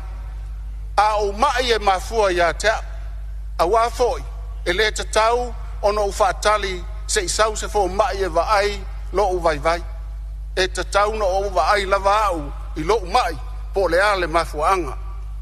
Ona fa pea i leo se fa mtalanga. Wo o mai ni fisili se tele, mani fautuanga le lei, mai le pa ia ma le mamalu o le fono usu a Samoa, ia e mai se to o taitasi o le tātou Palemene. Mai le lei lo whaamtala ina atu, mau tutu, ua maea na tapena ai, e whainga malo se ima vai atu, ma o loo whaauau e le whainga malo le nei. O le whale mai lalo manu, pe ona iai nisi o fasili, mo lou si la fia lau a fionga le fonga fatalai ma le mamalu o le Palemene. Ua maea na talaina ia te sema luas humat wha, ia le whale mai lena wha te leina, wha atasi ai maa pitanga, a wafo mai i to tonu o le malai. O se fianga le nā, a wasa ngā lulue i la tou na mua e tapena lo mātou o mai. Ua mai a fo i le whale mai o pautasi o na tatalaina ia te sema luas fumal wha, ia le faateleina o le falemaʻi faatasi foʻi mapitaga o fomaʻi i totonu lava o poutasi o le falemaʻi i sa taua ia mo i latou na laugaina le vaega o se tala fiafia lenā tou maitauina ua tatala le faateleina o le falemaʻi faapea foʻi ia pitaga a fomaʻi i totonu o sa taua le gata i lea sai ai se sui o le tatou fono lenei sa ia faapea mai ua mafua ona le faataunuina le falemaʻi o lona i tumalo ona ua vale tuulima fuafuaga tauave a le matagaluega e leleina ou faapea atu o loo iā te aʻu ni imeli mai aʻi latou e ono fanua na mafua ai na le faataunuina le falemaʻi o lo i tumalo ina nei mea ane e taulepua ma lafo mai faamolemole filifili totoa au saunoaga ae leʻi faia o gaesese ia saunoaga o te taumanino atu lau afioga foga fetalai ia o loo iai foʻi nisi o falemaʻi malia fenoa le finagalo o lau afioga le minista o loo iai le faauila avea sai tulaʻi mai le sui o falataimu samatau o se mea fia fasao po se mea fia famamala ia lelei saunoa ia ngai le o tāua lo mātou i tūmālo le afionga i le minsta ia le mai tau atu e o lo mātou i tūmālo le a ngai mai saunoanga le ai e le i a mātua se whaasea i le whaatino ina o le whare mai o lo mātou i tūmālo o le whaasea na watu watu a longo mai au to tasi le vai aso whaere pālota a o le atunga lugar na sa watu ua loa tausanga o tau le whare mai o nei tu malo o le wheo mai o na latu le asia singa minsta mare whaton siri sa iai ia sa manatua e wawe ona te sotai mai pe a whaiwa iai se whale tonu o le whanua ai pe o le mele sa atu ngaduai i one pe e whoringa mai e se mafua angana Fatoa longo mai le fai pule ia male tu malo ato tasir vai aso ol fai ngapalot pe ole fasiale sa tu inatu ia ma to tatalo nei tu malo ia le watu lai mai lo fionga ele minsta ia se ia lo fanele fale mai o nei tu malo wa tau sangao wa uma na pasia nei Palemene ia o ma termine ele fatino ina male anga fa lo malo faftai ia o le ua mauatu no fole finagalo le afioga i le sui o falelatai ma samatau ia o le tulaga fuu lele o le sa talosagaina le si foʻi faiga malo ia lea ua fatoʻā tousefulu ma le iva e aso le afioga le minista ia toʻaga lou afioga tatalo ona toina mai lea le afioga le minista ia le tali o lou finagalo faaua ma le saunoaga lou afioga le minista faafetai lau afioga i le fogafetalai faafetai foʻi i le afioga i le faipule e lelei lava ona faaetete lafoga lau afioga ona iai faamaumauga o le aso sefulu tolu i iuni lufulu lima te ai le sefulu le taeao tauaoina ai e le matagaluega le imeli mai le ona le fanua ae ao leʻi faia le fanua lea lau afioga ua uma na so le pule i totonu o le itumalo o ai la esese o le falemaʻi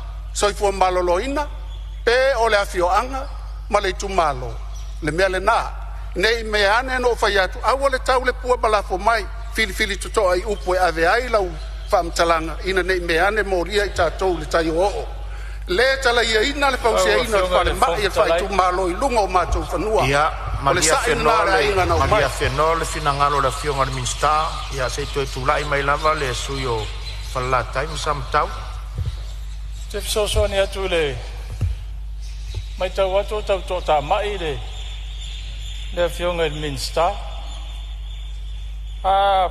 sila le minsta i le proses sa faagasolo ai le faatinoga o falemaʻi faaletumalo o lea na ofoina atu le fanua i le matagaluega e fai ela latou galuega ma fai le lease agreement ma le ana le fanua e lea o mailoa mai la e le itumālo ma le nuu le tulaga ua oo iai le le lisa negotiations le sa fe ngai le matanga luenga male ana le fanua lo no fo pongi sale tu malo o mena le va tuai sa ma tu alalo ile tuai ona fa ilo mai ya ta ya ola fa tali so tu malo a lewa sa ta ona fa ilo tu lo ile ana le fanua wale mana o fa ngalo le fanua ola tele si fanua le tu malo ya pelo mena ya lewa ma watu le fina ngalo la wafio ngal sui mama ta falo fina ngalo to ta mai ya ai silsila ne de fal mai ne tu malo ma le nganga fa lo ole ma watu tu sa ole fina ngalo le sui ya ona ile o tu la mai le sa ave ma fa u ngole tanga luenga ya uyo le ya le o tu la mai le fio ngal minsta pe fo no fa ya ya ole u wa ipa inga ne le fio ngal minsta mata watu ole tau tu la mai lo fio ngal sui pal me tu la mai lo fio ngal sui pal ya le ai salo le ulo manino le motaile sa no ngale fio ngal minsta a me se fo ile tu lango yai ile nei lima vai aso talu no mato amatal fainga malo tai ono tai fitu tai valu tai iva ya ngase ave fafu ile faingo fien nga luenga fainga mele fiona minsta le ya se aso mi sila o fiona fon telai le fol sa no ngal moto ile lava ya so ile no te inga a onina tatu te talo mo falma lima sulta si tu malo lima sulta si falma e o foi ai tatu nuua afio anga te tasi pe amal tol se la uno sfulu afio anga ante talo mo foi o tatu afio anga le awala nga lue ile to sanga meleto sanga fitu se la lua se fulu ka te lua awala nga lue le afio anga ilenga fatia tatu malo ole ala le tau ai le tulanga lo tau mfai atu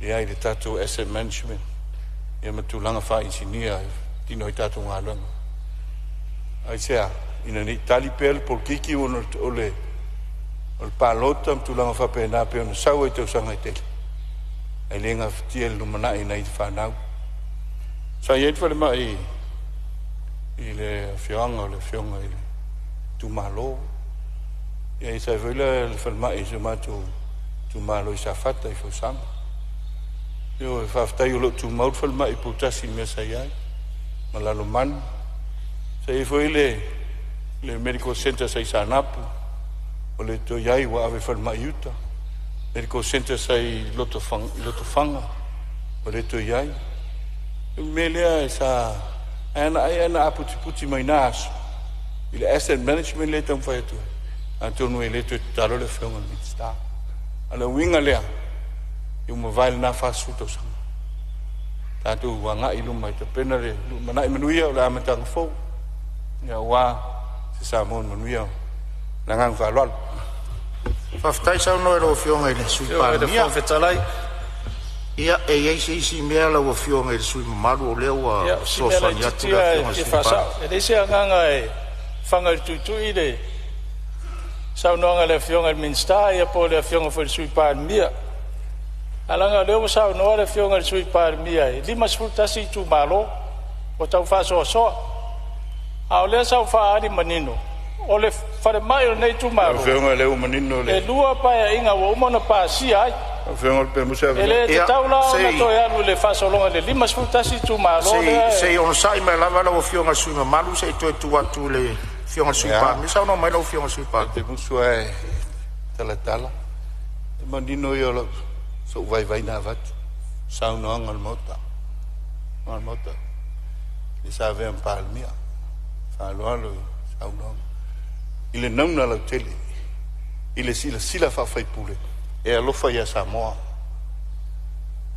oi si atu nu lai titi to atolu piliona levan tawasa mai le lua te si malfia piliona lona GDP le wo o le tolu piliona aisa fa mo le tua fa mo le lofa vai lo tele tangata nai lo palota le winga le tata fia vito o le nauna lau tele o saunanga a toi te il mota Whionga Palemene, no te tairu tua ngai, o le sa vea ma, Palemene pa inga taluai.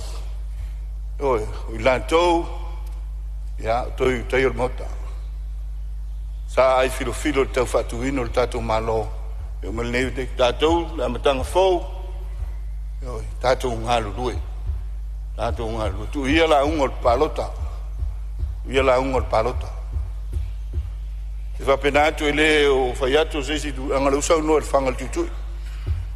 Ia la nganga le nā e te talo atu ai. E tele tā lenia le atua utu. Fo ina ia i tātou. Whao ngai le alofa. Whao ngai le alofa. Ia so matu vai tau whai le alau whionga. So ne tuai. Ia manuele tātou whono. Whaftai sau no lau whionga sui Palemene. Salo le mawatu e le nofoa. O le afia le sau noanga la whionga sui mamalu whala taim sa matau. Ono umana whai e le whai unga se tasi o whai ngā malo tuona i atu nei. O le alae sau noa ma e le sui.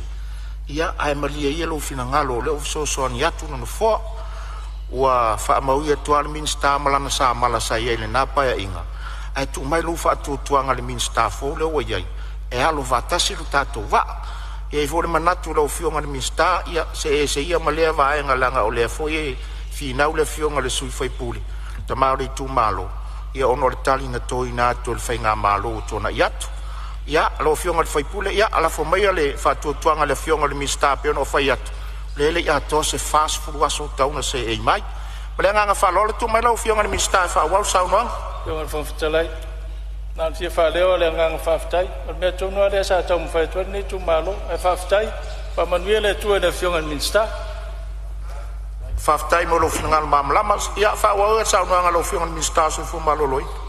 Whaftai lau fionga ni fong fitalai. Ia au foine telele. Le ulunga i lau fionga i le.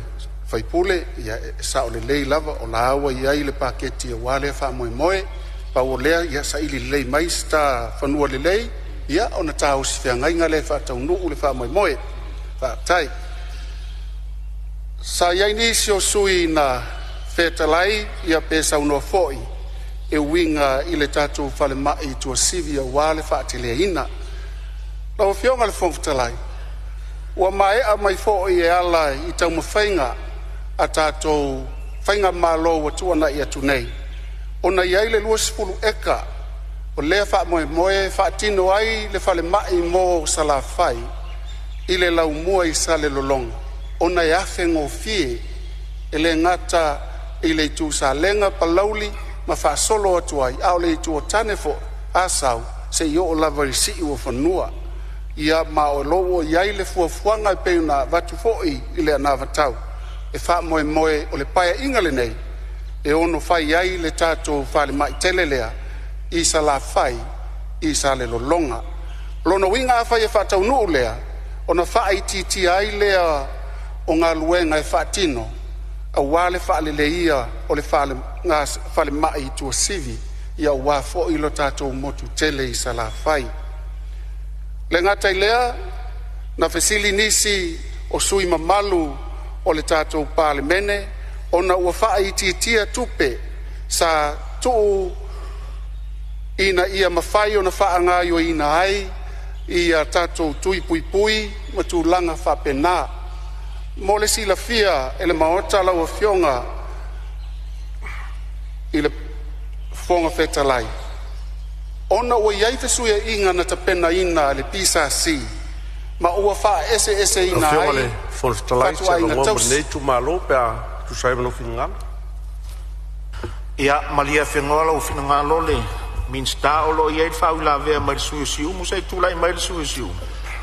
Se me finanga, se me fi fa sa o po se me fi fa mama. Se vai ngai fia fa mamla fa fa ke la ia sa no ia. La va no me la fionga le Fonotaga o nei tu malo. Talinga fia longo foi le sauanga le fionga le minista. I vaenga tā ua foi le atina enga le tātou malo whaftai le pol whasoa la ua fionga. E taluai ona la se ese ma vaenga tūlanga o vaenga o whalmai. Fionga le minista le soifua malolo inga sa fia sa matou tala le tārsanga e tuina atu. O ngā sa anga iaku ia le whainga malo ua tuana. se singa o le afatu se falmai se o matu tu malo sium ia na ta oto tu lava ia tafala o fionga le minista matou te le ngauta ai matou te fa lalo fo i tulanga fa tatia le tato fainga malo lo ta oto nei ia ona sa ngai atu le singa ia o le ala lea sa matou tutuli matai ai vaenga lea feo iai le finangalo le fainga malo a fa pe fa wau le vaenga pe ona iai ia talia maleanga faftai ai ta oto atu ia tafala o fionga le minista so fo maloring faftai la o fionga le fonftalai mo so matou no malo sa no le sui o siumu ia o le ala vai fa mawina sa e tal sanga fo le fale mai mo siumu ia va sanga fo i maritali le mtu atu le sui o sam tau fala tai tatu talo matato mo di tal sanga ile tu al fina ngalo on mista tu lai mai lo fionga mista fa wasa ia sei tu lai mai lava le sui o fasa le anga numero tolo ia e foi semana tu o le ale o le se me fi fasa tu langa le fel mai le tu sivi se me fi fasa o po se me fi fa mamla mai lo la le sa o tan no ia tu langa o tu lo ia moenga lo papena ona yenga singa se va tai lo ma watu le fu fanga ma wata tu malo tu langa o le foi o tatu fa mai fo le la fa salonga e foringa mo sala fa ya to pa o le tau le ma o le nei tu malo la fionga minsta o le fa mai e wa te le investment da tatu malo lo e tu sivi a pa fa tino ia e motule e fa mai le sala fa salonga as fina la fionga mon malo ia operate pel tatu fa mai na tu sivi e nga ro mo fu ina luenga smart tu malo ai vai nel history at what from Mailia tu ale leia mal puingal matonu sa fotura fai mal matonu fo su fangor from Mailia ia wani lusinga ruenga na tanga tolo ia fai sa lolonga fai to sivi tatu fai va pena lo ave se mai fono sabes non o talo foi na la fionga de sui pan mi mal tatu malo ia fai pena i fai pe officer o e ke tai fo ele need mo le officer ha stonga to sivi ai fai pele main salon apena fu fer mai le to sivi o te le tu peta tu maro walwai ai tu mau pe au ni ave sia moto ai fa wa pe me nga fa ro fa stai ia fa stai lo fio ngai de sui mamalu wa fa sale le nga todo ia le o le nga fa stai ia le we sa no ia le tau si o me to tino tato malo ai fa stai tu atu la mo lo fio ngai sui pan mi o lo tu la mai lo fio ngai le fon stai wala na no atu lo fio to e snafia fa mala sei on sai malava lo fionga ile sui tai o le o yo tai le tu ngai sei sa no lo fionga sui pan bia ya pe lo nganga le na le o pose di lo le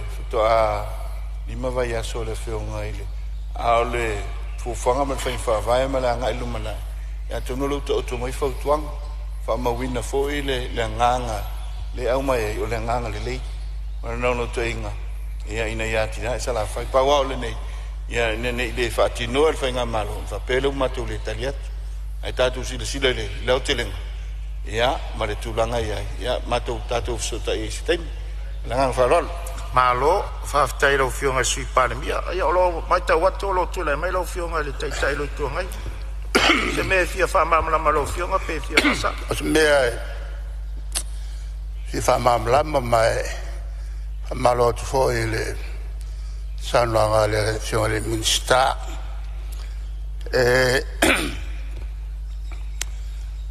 e lei se sale le o mal malama le tulanga ole ai tele le fai sale longa ole ai tele ono peia o pia il lumana e le afengo fiela pe ono saunole ia le minsta al tulanga le moleanga il lumana ole ai le sale longa ole to ainga le so vai ato bol fai malanga mai nei ole to ainga foi le faleat la no winga la ele te mi e tu poi sale longa pe o pia le tele la no winga la te tauna ye uma sale longa ia i to ainga to tu uma tato malo mai onga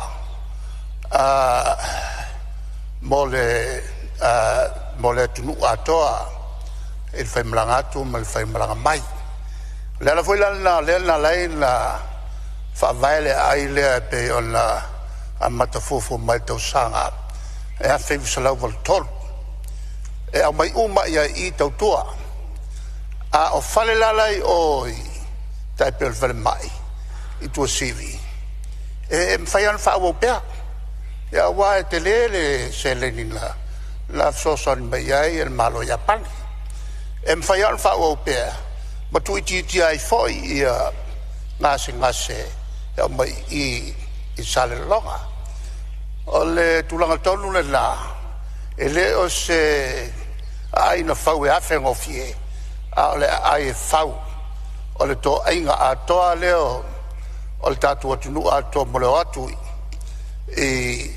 I sa vai ia male o mai fo sa vai I upolu nei ana si fa marmanga malo faftai o fionga ile tai le tuangai ia lo fionga le sui Palemene tulai mai o le ufa mawina le talafa sorpito o le tulanga o le atina e o sa vai e o sa ngoe le fionga le tai o le tuangai ia pe pawale tulanga ia ia e Palemene fainga malo fatu tu ile tu Samoa I se so ma ke kim ko kala ke la po no singi me va pena e me se foi ia e tai lima ekan mo ave I si fa la tongan mano le fata tiango se tatu town planning tala fenga e chi vai le mele sa no ele na fionga pe la nganga le na ia lo fa mai yo le ina e to tu le la mata au fa ngi tanto e fa le te ia no uma na fata wina tu fanua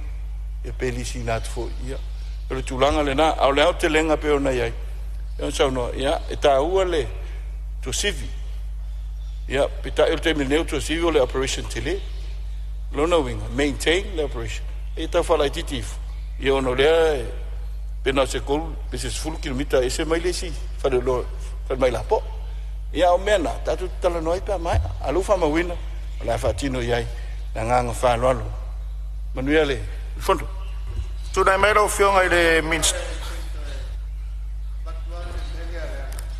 ia fa mo mole le anga sao ia saunanga e a fe valu se lau fixu ma le lua ia eka ia na to mai sale longa e fai ele ai tele lea familiona le tupen ave ai walu wa tele le avo ile fe ese sia io taufi le lanto fa fo ia le afe fa se lau ia eka ai taufi na fa se lau eka le la wa ke le ma lava ma koe le lava ang bole ai tele e sale longa le la to tuol mele na yai le sa longa na pa yai ai afe val se la fitulua e kol malianga le na sale longa fa pe fo mal Palemene o le sale longa la fai il fuofuanga mole fausia le ai tele lea o lewa maua tu sale longa o le tai to so soniatu le la faftai ia ono le matanga luenga o leo tali foi tau mai vaenga na langa le mat o le matanga luenga o le soifua maloloina ne te o toso I tua le tatu mtau ia a vaenga umana sao no ila o fionga le tai le tua ngai ia e se foi le minsta e o fuanga fanua ma fanua Almelea o le fina ngalo ai o le minsta a fata se foi masui fondo e fa penale fo watu I se fale mai mo sale longa ale foi ma o tu sortari mai la fionga le sui Palemene ono e fela ta I sale longa mo to sif ai ne o tato o e tal e fa la fionga le fonta la fa mal mali ela ona o to e fa ma mal melia o no sa noanga le minsta nalan fai mele I o le fengofie ela se tu atola atoa Maria mai lo fanga ia o lewa maua cake by o fale I o lewa maua tu le vaenga lea alanga o sau noanga la o fiong e foringa mai wo ai ele ma fanua ma fuanga fanua e se la minsta le vaenga na al minsta ia lo tari o le minsta o le soifua maloloina o le melia ia se i o tu fo na vai taimi pea o le taimi e tari ai pea fa pe ia si O leo ke pongo kua i melenga ngā sauno Elminster. E a whengo fie. E le nganga nā whai me i. Ma lia lo finangalo ona o le upu a whengo fie. A le wa ufa amatala tua. E la i titil taimina e sauno ai le a whengo fie. A e tele taimina e sauno ai. I le tele o eka ma le vaenga na o iai le finangalo la ua fionga ma le a fioanga. O le mele fa malu watu le vaenga lea. Ona o le minsta ai o fare mai. O le minsta o soifua maloloina. Ai malia whengolo finangalo. Ese mea i o langa. E leo ke malamalama. Ia. Leo ke malamalama. A fa manga o le project a toa. Leo ke malamalama. Malia lo finangalo. La taua una sori fono ai malau o fionga tele o whanau i mai fonga fitalai. O lea fo e mau atu o fonga fitalai le wha amaru lau tele o lo finangalo. Ina ia peisa le longa o pia. Le la e va 12 so sano no fo. O le minsta o lo turai. O le minsta o so i fua malolo ina. Ilano lalo o le portfolio. Ai malia lo finangalo de vaenga lewe sa no langa lewe sa no fa lau e tele. Ia e leo le taimi nei e talia le mta upu lewe sa no ia e a fo nta. O fenga sa fia ka upu le lau. La fia o ma ka upu ia. Malia lo fionga le taitai o le tuangai. Malia lo fionga le taitai o le tuangai. Le lava e malta watu le a fatanga te matu watu le tato ngā ruenga. A ua mata watu fo ilong nau nau tā. Se upo le atunu e le fai wa fa suru se tautai mata pala pala. O le lava e fatanga te matu watu le fai ngol tato ngā ruenga. A le vo mata watu peo na e fa fonga atu. E le tari mai whanua le a fionga le mistar se fua maloloina. Leo te mai tau alo finangalo e a whengo fie. Alanga wo lau saunuanga i vaenga i o ele ma whanua. E se la minsta e o le vaenga le na. Tun mai lau fionga i le sui Palemene. Ia pe le nganga le na lau fionga. Ita tile i o le no fall from fitalai. A wata langona le alofat. Na le alofat. Tau manea tu alipaya inga. Unga yos fa inga vayani tu load mota. Oe, load mota. Ile no fo Samoa. O le no fo le fong fitalai. O le fai lunga le o tem kalas. Fai lunga tu pito le o tem kalas. O le leo o tangata nuu Samoa. Ai fai mai o le moto Samoa e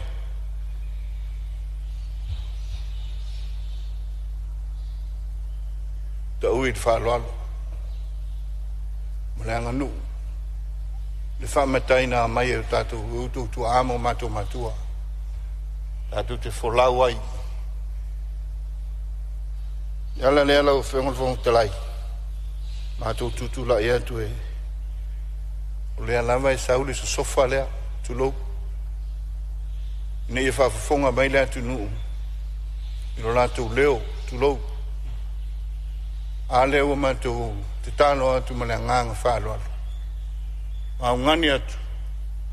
Au mai sawa noa i tupulanga fau. Mai sawa noa. Au mai sawa noa au mau Samoa ma tupulanga fau. O mātou tai lima se fulu ma tupu. O ho atu ale ono se fulu. O iei fui tangata uhu le fio mai Palemene. Ai sea, whainga nei. Whainga nei. O te tālo rea. Tālo rea. Na whape whea ea le numa nai o Samoa.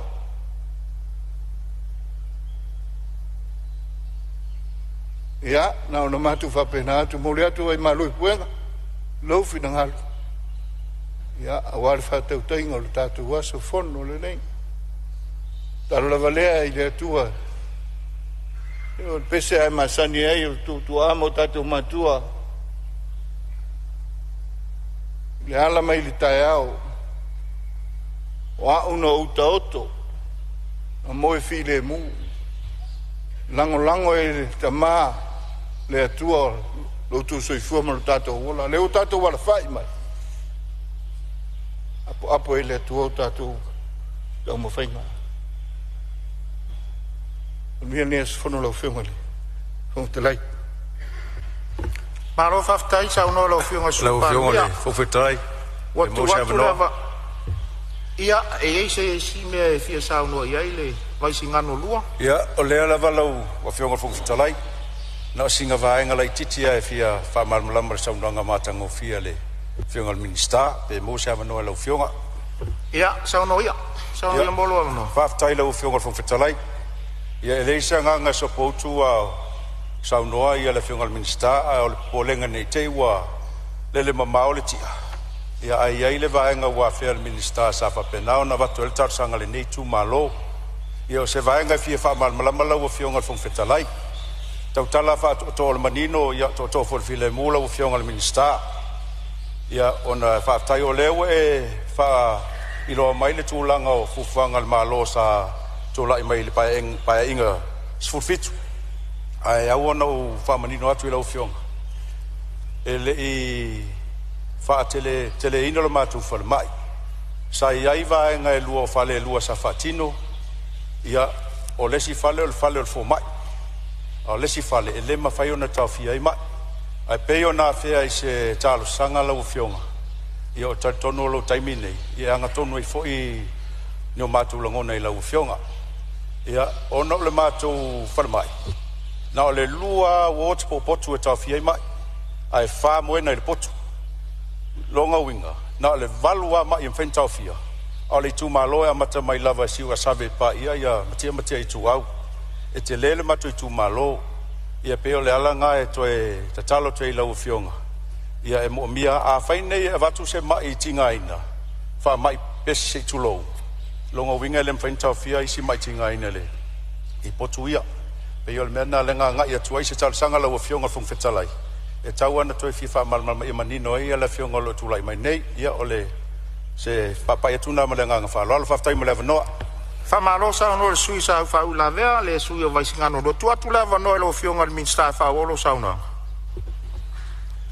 Pa taila o fionga ile fong fitalai ana se noa e to te isi mai le tu langi lea se manu o te o tu lava ia ila to uma ia na mua sa no na mula ulu sa le malia fe no lava la o fionga le minsta o no le mai ta watu lava le o lo ia fa ula vea ma sui fo le alupo se tu la i mai lava la na len sa no fo ile vaenga le o la mtanga luen tu la i mai sui fo le alupo tai ma leva no lo fionga fong fetalai pa pena fo i lo fionga le minister tanga luenga malosi ona o ia ma tu ile sui mamalu sa no nei Olma vaenga lava leo la tunu sa tuina tu se tu lalo le nei usunga fono lo fionga le minsta pe a fase fina ngalo fia mana o mia se isi fo mai tai to lua male lo ia te minei ole lo eta ua matongo fia lava fa aftai mo fale ia pitanga pe na eta ua e pe sa novo le sui mamalo motopoa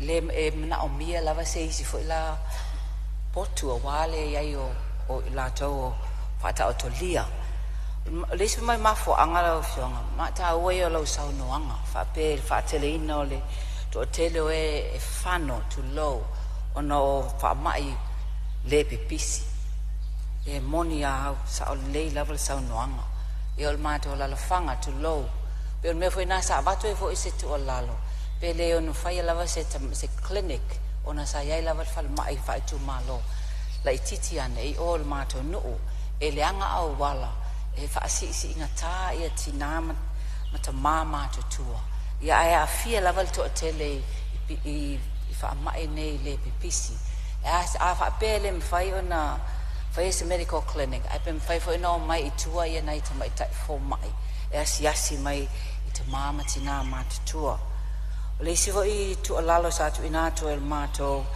le nei sui la fionga le minsta o le lavale o le fa toto ngai na o le lavale o ni fala au lo yai tele lava na le panadol ai si fala au mana mia la fo el mato tu lo lava tu fala au tau ngungu fala au ya ave sei nei le ti nga tino na mia lava i le falmai le sa tawa Ia fisosoani fo ia wā ia ngaruenga whaale soifua maloloina. Whaaloalo lau whaftai mo lava noa. Malo whaftai. Ia e manatu I finangalo uma o whaalia e ngai mtanga luenga le le fionga le minsta. Ia olo o solo lava nga ele soifua maloloina le vaenga le o whale mai ma fo mai. Ia ai malia whianoa le finangalo. Ona ia I fōlesi a tiu te tau ave o minsta tu sa wha la tonga tau I wha fo se I ma wha vai tau whatunga. Ai manai ona se isau noa pele minsta nga I le vaenga tonu ale I whale mai ma fo mai. A mai, ia ona tuatu role a wai le lope o lau wha la vea la asau mo tali o le minsta. Mo le wha whaingo fia ina o le tātou ngā luenga.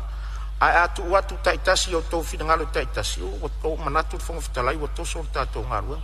Wai le lope a wha uma mai lava le finangalo le minsta I le vaenga tonu le te finangalo I. Ua tali vo I lau mtau. Wha I titi ai lo tātou taimi atu. Taluai wa tātou taunu mai le taimi malo lo le tātou Fonotaga le nei auli. Ia o le amwhai ona whaawau saunoanga pe atali umai ni malolonga la wafionga ni minsta. O te whasisi latu whatati ese nei tau na manga le whono au whai tula whono mo le tātou malolonga le auri to e tau au fia le tula e lua le auri.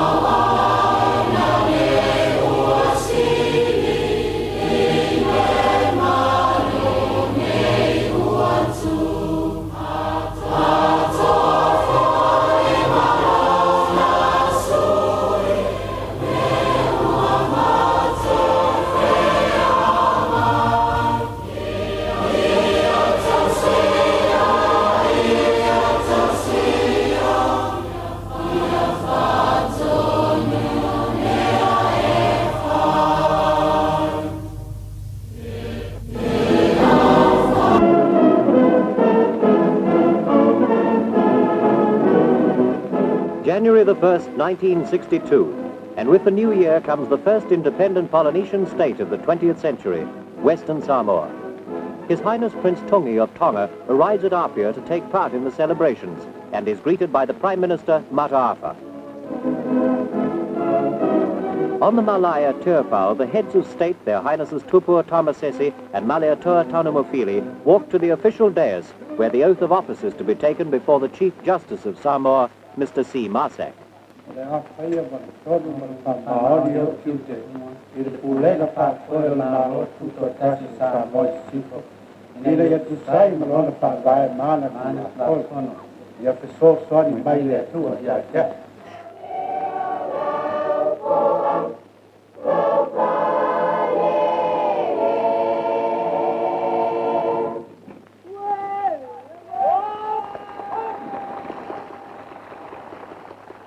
Now, on behalf of the head of state, and with a full sense of the historic meaning of my act, I formally declare open the first session of the first Parliament of the independent state of Western Samoa. So before.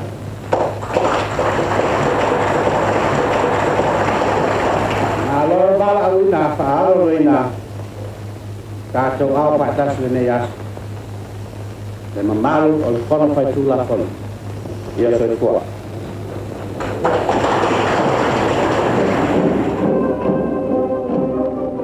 After 62 years of German and New Zealand rule, Samoa finally regained its political freedom. Apia became a city of celebrations.